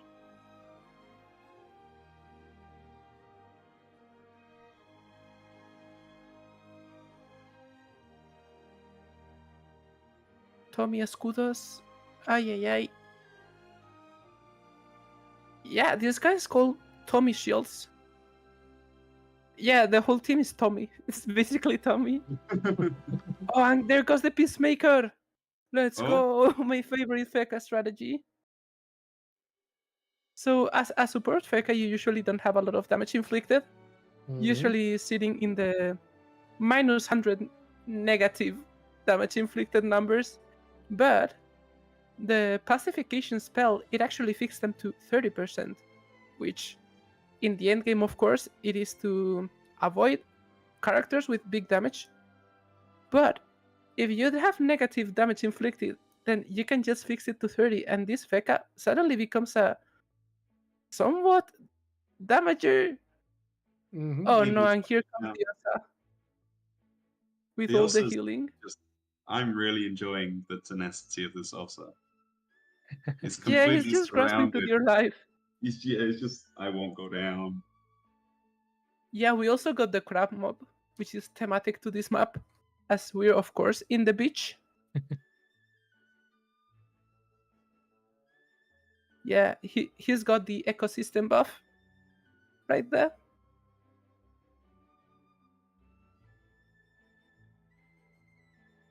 Got in the chat. Honestly, that quest log gets longer and longer and longer. Yeah. I definitely understand that, though. Funnily enough, I have not actually seen my quest log with the scroll wheel in like maybe 2 or 3 years now. It's been a while. I always do all the quests when I can, so I only really have a handful left. Serious dedication. Yeah. Yeah, well, definitely in the minority there, girl. Definitely would be. But it's fun. I love quests.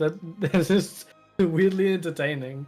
Though, ironically, for me, I've always been the type of guy to go do the side quest before I do the main quest line. You're the kind of guy that I just enjoy exploring. Exactly. I'm just here for some fun, you know? Nothing gets me going like collecting items for you. Yeah.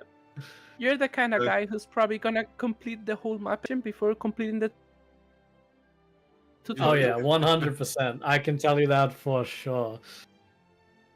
I mean, damn, honestly, I'm gonna say it. I'm nearly done. I've nearly beaten Wakfu. Soon enough, will have done all the achievements in the game, and then at that point, I don't know what there is left. If probably winning a PvP tourney. And then you gotta become the World Cup champion, of course. True. I guess that's where I'm gonna have to set my next sights. Become the ultimate PvP champion. Yeah, we'll be rooting for you, Kuro. Unless you're facing a Spanish-speaking representative. Of course. No, you won't vote for me. You gotta learn how to speak Spanish. Girl. Yeah, I was just about to say, you know what? I will learn Spanish just so that I get your vote. That's a lot of damage right there. Down goes the Osa. And this panda's probably pretty hopeless at the moment. He's probably considering 2FF. The panda sticking around. Gonna delay the inevitable and keep stalling the fight. Oh, and he says GG. Down he goes. Probably after this turn. It's actually fairly And there we bad. go. That is the fourth. It is a GG. That was a nice one. And that I'm was very long. impressed by yourself. Yeah, props to him. Very nice indeed.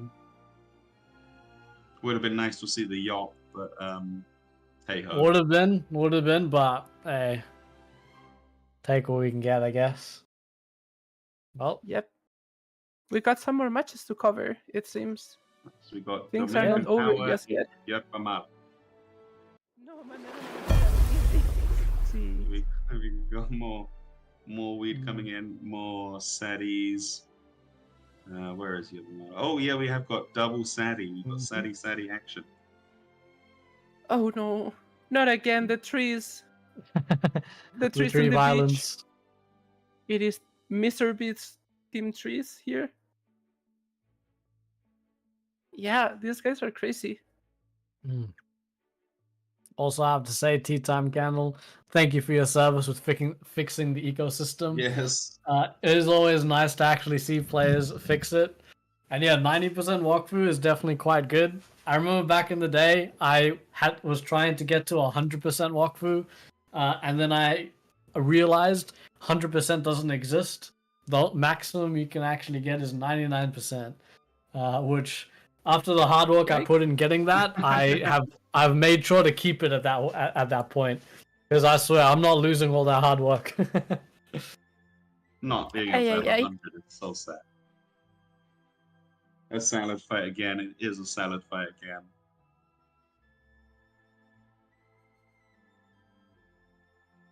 Panda is way away.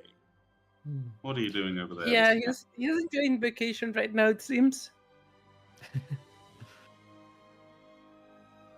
But he's going for the Aniritsa. Thank you for sticking around. Love having you here. Yeah, 100%. Thanks everyone in general for talking in chat and just generally coming in to watch this tournament as a whole. It's been great to have you all here.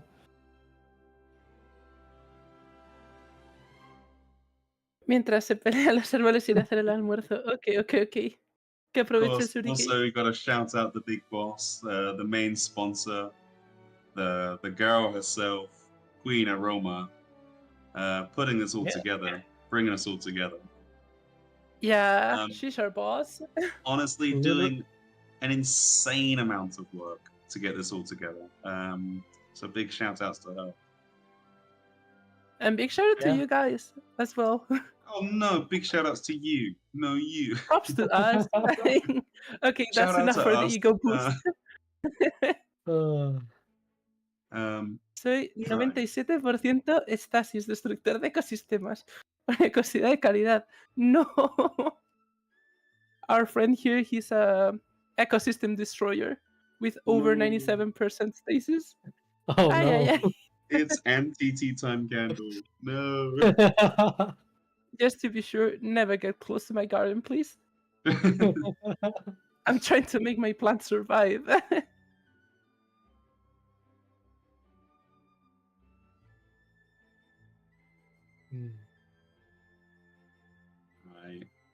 It's a very slow game here. Very a very methodical one again.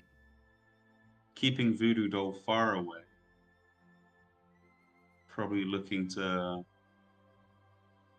have some kind of teleport in and out. Mr. Powerful gonna storm in. Trigger the sacrifice. Sorry about that.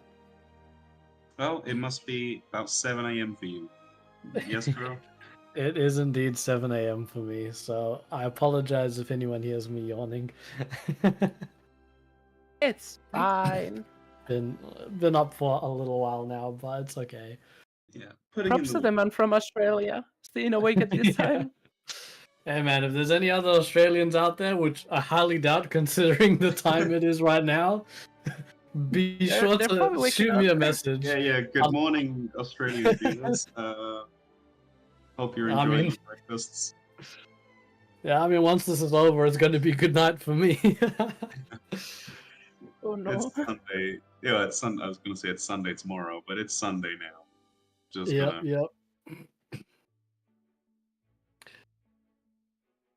Fortunately, the weekend will get to relax a little bit at least.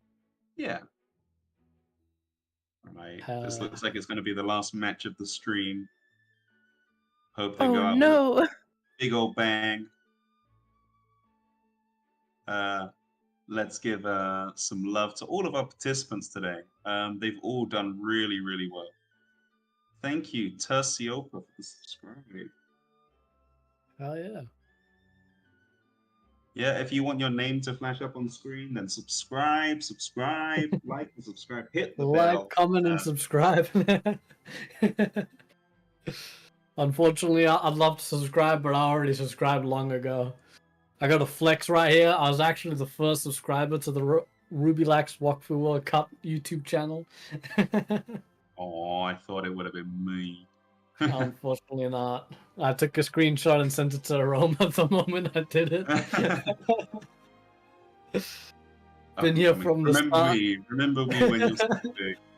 Exactly. One day, 10 years from now, Rubilax World Cup will be offering 100 billion karmas for the prize pool. I'll be there saying I was here from the very beginning. Yeah. When it's World Cup 2030 held live in Paris, buy me a plane ticket. Yeah. Yeah, man. I mean, Wakfu's the kind of game that, what if, I don't know, Mr. Beast or whoever he's gonna do a video like, we're gonna host a Wakfu PvP tournament in this random game, and then Wakfu becomes popular out of nowhere. Yeah, I'm hosting And a we'd be like, $1 million tournament we're for a here game. since the very beginning. Yeah, it would be great. Well, that's what this World Cup is. It's to boost Rubilax, show that we're all still here, we're all still kicking. 100%. Yeah, man. Still vibes. Still strong. That panda is like, go! Oh no. Let me just Get out of yeet here. you over here. He's really put that Annie in the corner. Oh, he's really locking that Annie in. Not gonna let this Enripsa play? Yeah, just get in prison. Enripsa prison. You love to see it. That's a Just need nuisance one of more a barrel panda.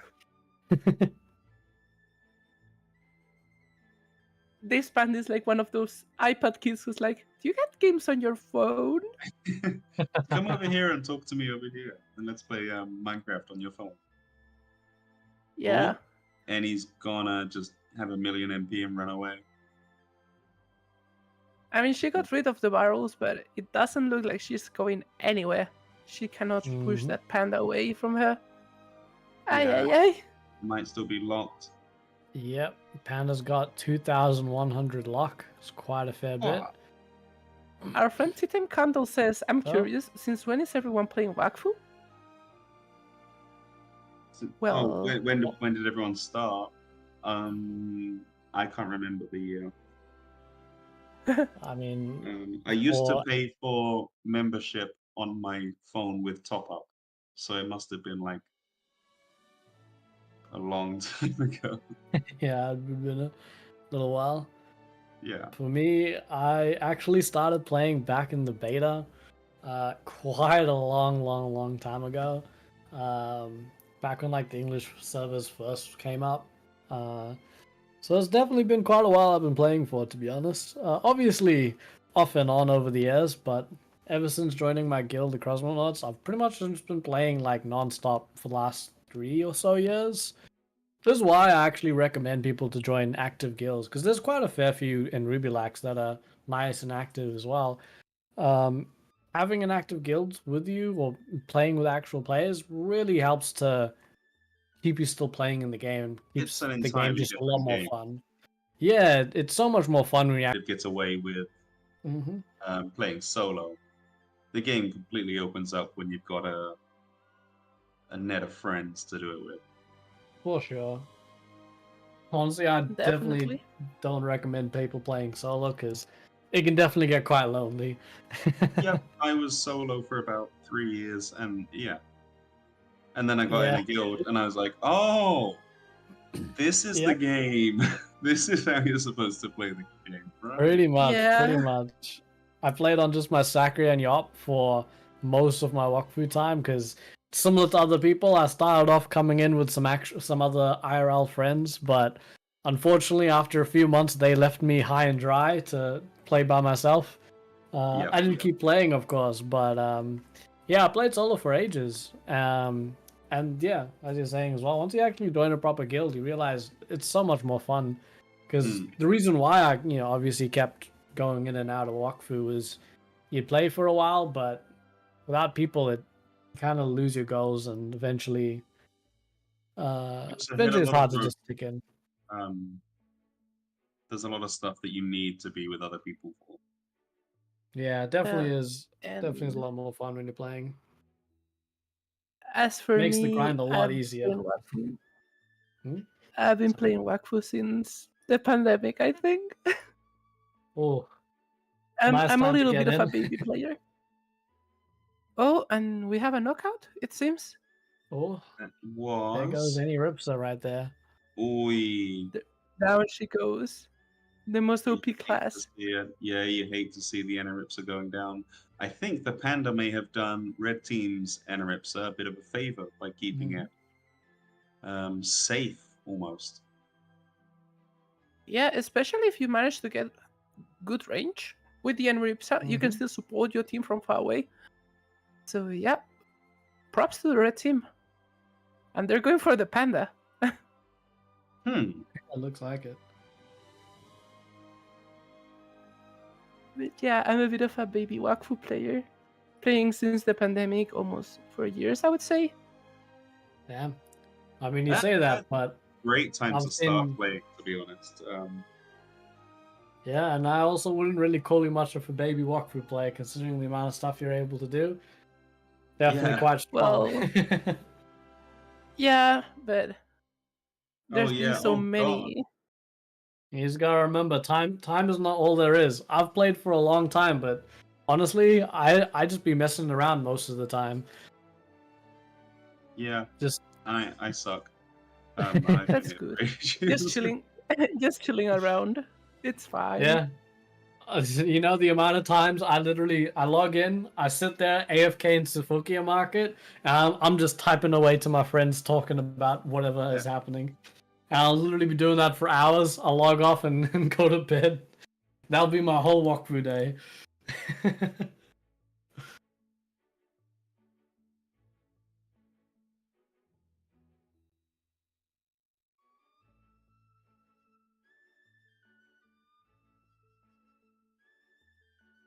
Looks like this match is coming to an end quite soon, though. Was the other Enaripsa already gone?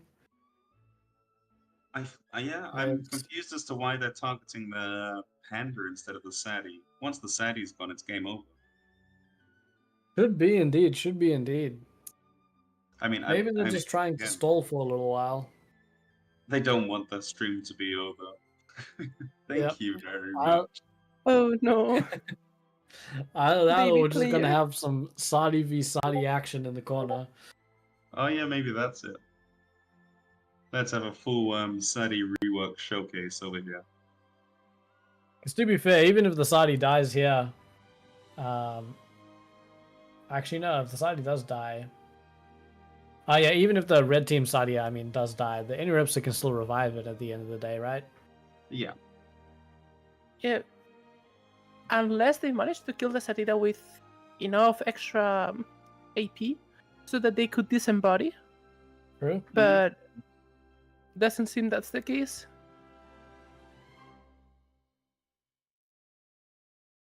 Big damage coming in on the Red Satira as well. Oh no, not again. There we go. This tournament has just been a big lesson on don't let your Enaripsa die. Yep. Okay, guys, let me tell you. If I were an Ankama developer, I was about to say something positive, like, nah, we should have the communities play together with the French guys and peace and love and everything. But no. I'm just asking them to nerf the Enaripsa because this class is a nuisance. They should make a way for the Enaripsa at least in PvP, Mhm. to be able to deactivate the marks without popping them. Because that green mark, oh my god. Mm-hmm.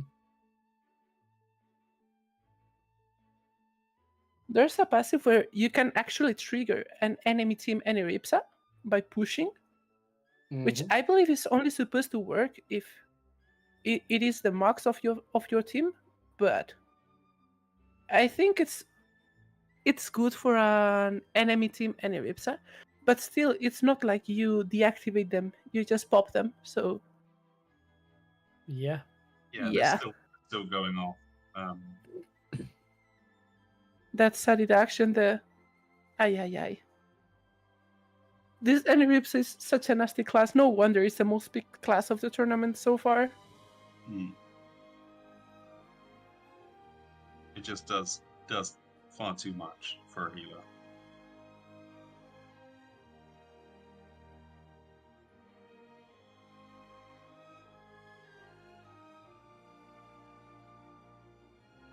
Sakura going in, bully the panda. I mean, personally though, I actually kind of like it. At the end of the day, I think that like all classes should be like kind of at least a potentially good way for balance is if every single class is broken, no Yeah. class is broken. Yeah, And like yeah. right now, there's I like definitely that approach. a fair few classes that are broken. Sakura is incredibly broken. Asa is, Sadia is, Inaugural is. Yeah, Let's just actually, make everyone broken.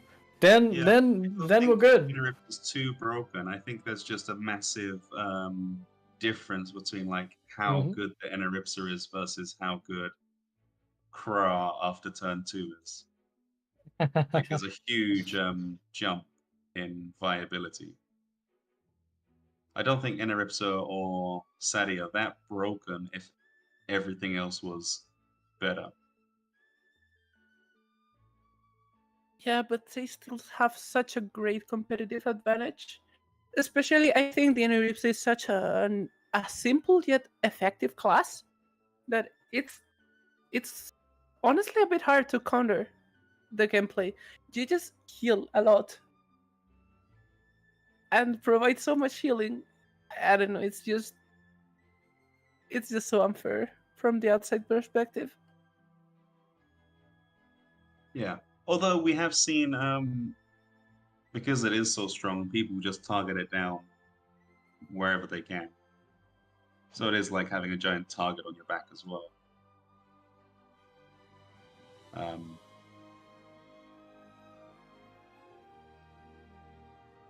All ultra powerful on the rear. Going to Yeah, finish but it. they're not even scratching this Sarita. Red City does ultra powerful has run away. Where is it going up there? It looks like she's going for the panda. And this ultra powerful is very angry, which I think it's got the sacrificial. Oh yes, she's got the sacrificial there. That is a dangerous ultra powerful.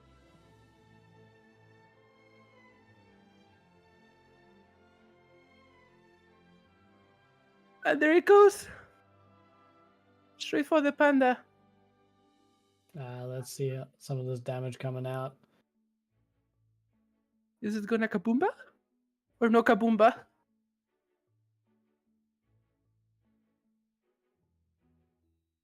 No kaboomba just yet. Ay ay Not ay. yet. It's taking its time, isn't it? There comes the Sacria. It's With only the kind of punition. And they're going for the tanky panda.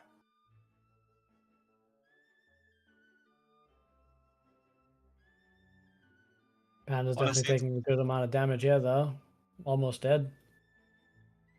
Yeah, and the problem is that the Sari in the opposite team, she cannot do a lot to keep this panda alive, it seems.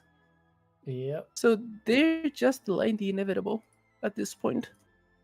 Definitely feels like it is just a waiting game right now, right? I can't really see this Sadi panda pulling out a victory.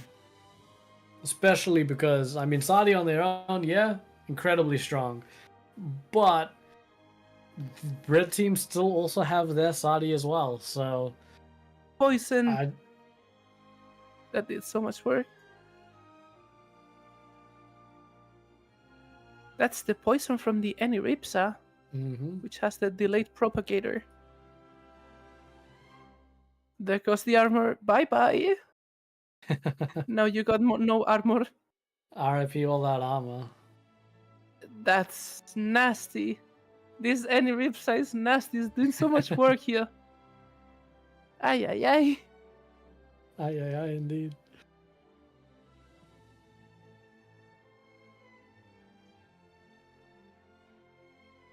So, if you guys had infinite amount of money and can make any build that you like, for what would be your top 3 classes if you were to enter this PvP matches? If it's for a PvP. Let's say for level 230 as well. I know Tom, you already entered as your under the 170, but you did enter that solo. What if you were to enter it just 3 of your own characters? Which classes do you think you'd bring? Sadie and 2 Annies. Unfortunately, no, you can't have that. duplicates. No. Please, no.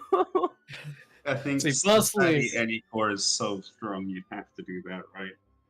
Yeah, definitely are quite strong. Maybe my mask for moving the dolls around, that could be quite strong as well. Yeah, I think what makes me mad about this comp is that it's not like Sadie and Eniripsa have a great synergy together. You're just too strong of a individual. Yep. Yeah. I get you. So yeah, it almost seems unfair, but yeah, obviously these 2 supports, best in the game right now. Yeah, doing so much work. Team. What about you? I mean, at this point, can you even call the Sadida support? You look at that. Yeah, probably not, eh? And yeah, as for me, I mean, unfortunately, I'm a Sakura and Yop main at heart, and honestly, I can't play without them. Every time I run a 3-man dungeon, I'm literally stuck with my Sakura and Yop, even though a lot of the times it's like the worst ones I can pick. If you had infinite money, you might be the person to make Yop work in a PvP finally. Hey, you never know. I mean, if someone was gonna do it, it'd have to be me at that point. Because, like I said, my team is never complete if I don't have my Sakura and my Yop with me.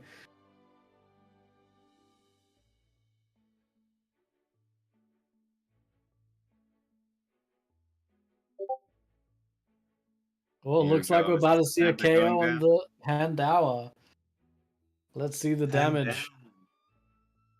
The Pandawa? Oh no! Oh, it's still it's alive. Going down. Well, it looks like this and if this Sakura's gonna clean up. That's gonna be a very bad tree. This tree is gonna be very sad. Sakura needing the kill. There we go. There is the Panda. And it takes the kill. Out. Now all that's left is this Sadia. Lone Sadia in the corner. Yep, and if it was dire for Sadida earlier on, now it looks near impossible to win. Coming up to the end of our PvP match right here. Shanks, Sadia, last one standing. Will they actually forfeit at this point? Will they continue going and fighting like a man?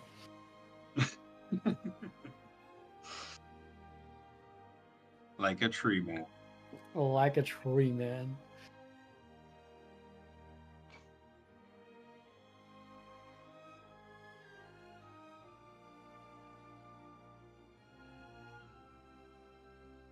There goes the Eniripsa.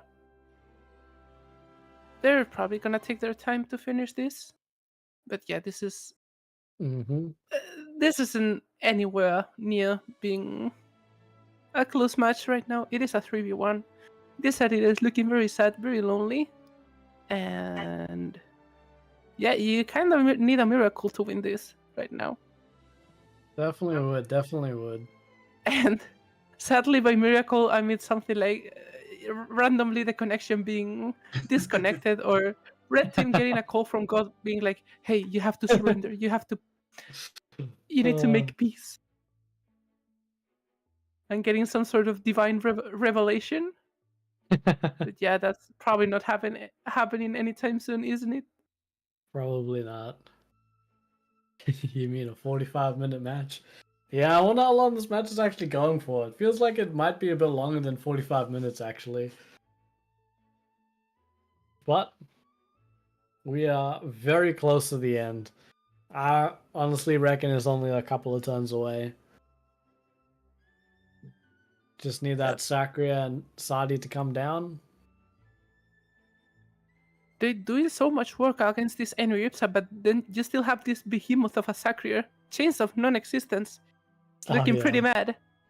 Looks like he wants to end the match.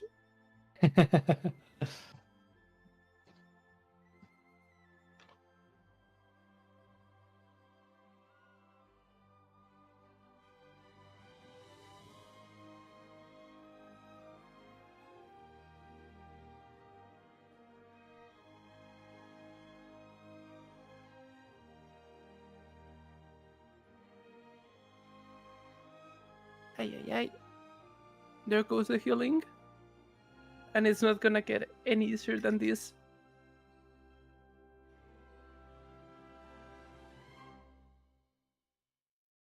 That's the ultra powerful in case there wasn't enough healing, and hold my beer because there goes the Enripsa right after that. Oh no, they're good for the dose. We have some vegan violence here.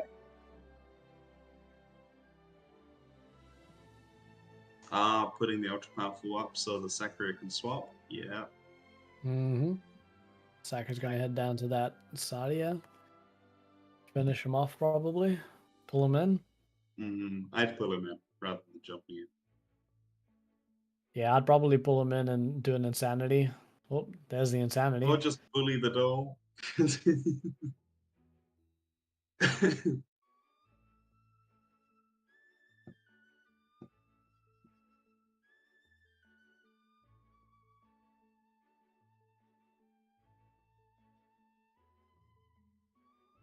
Yeah, I would definitely not want to be in Sadida's foot right now.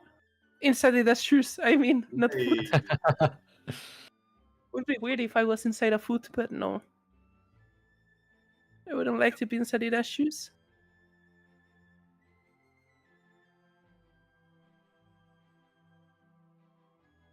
But anyway. Sadida's gonna make a last-ditch attempt. Who's it gonna pull out? Yeah, they're running for... No, they're running for their lives. Where are you running? They're going for the tree. There's nowhere to run. Another ultra powerful, maybe. Yeah, she's trying to find a clutch play here, maybe with the sacrificial. I don't think you're getting any close to the victory. By this point, it looks as good as done. Oh, it does look like the referee's going to call this match. Oh, yeah. So apparently, if this match is going for much longer and the opposite team doesn't seem to surrender, make any progress, and not any progress, there's probably gonna be a call for a forced forfeit. That's completely fair. So I know throughout this entire PvP match, we've seen quite a lot of Enripsas and Sadias. What class would you guys have liked to have seen more in the PvP matches? Well, like we was discussing earlier, I'd like to see an Elio. Maybe a Kra. I know Kra's not super good at PvP, but it does have that burst potential. You know what? I think Kra's best tool is actually being so underestimated. Yeah. I think so. A good Kra might surprise some people. And then we have the standings as they are right now. Obviously, El Judo and Pipe have won both their matches. And Pipe is now playing their last match against Jin. Then on Group B, we have Yerma Mala, who has taken the win against Dominican Power. and Los Palomos and Winterstorm are currently tied. And finally in Group D, on Group D, yeah, as we saw before, both matches have already been finished a while ago, being Watana grabbing their 2-0 win, and Bad Boys grabbing their 2-0 win. It looks like the Bad Boys are one of the most dominant teams here in the tournament. Not only winning every game, but also winning fast. That's scary. Just a little bit. Definitely would not want to mess with them. Yeah, I do enjoy some hyper offense. Ilio mentioned, yeah, sadly in this tournament, nobody has picked up Ilio, which is kind of heartbreaking for me because I'm such an Iliotrope enjoyer. She's my main class, but whatever. People are playing Sarira and Eneripsa. I obviously cannot tell them to just randomly pick Ilio, right? Yeah, but anyway, unfortunately not. It would definitely have been nice to see a lot more Ilios there. I agree. I think they're also just a bit dangerous to their own team. Especially if it's only a 3v3, accidentally doing some damage to your team. And as some final news, Shanks Peter, the Enerisa from before, has already forfeited their match, which means they're down 2-0 and they lose this round. Oh, it was a good hard-fought fight. That was some tenacity shown right there. Some huge restraint and this Sarira grasping to your life. How, like, oh my god.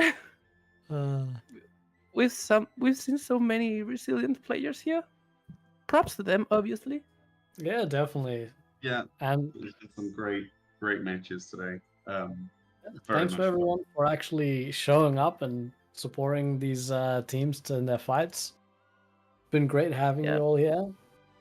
And thanks again to all the players and themselves for actually signing up as well and sticking And of out. course, the tournament isn't over. We're gonna have a knockout stage on July 27th. We have the knockouts for this round. Yes, for 2:30 will be July 27th. For those wondering, it's gonna be at 8 p.m. same time as today, 8 p.m. on server time, which is GMT +2.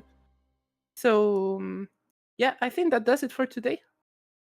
Yeah, thank you all again for coming. Thank you to everyone who's helped put this together.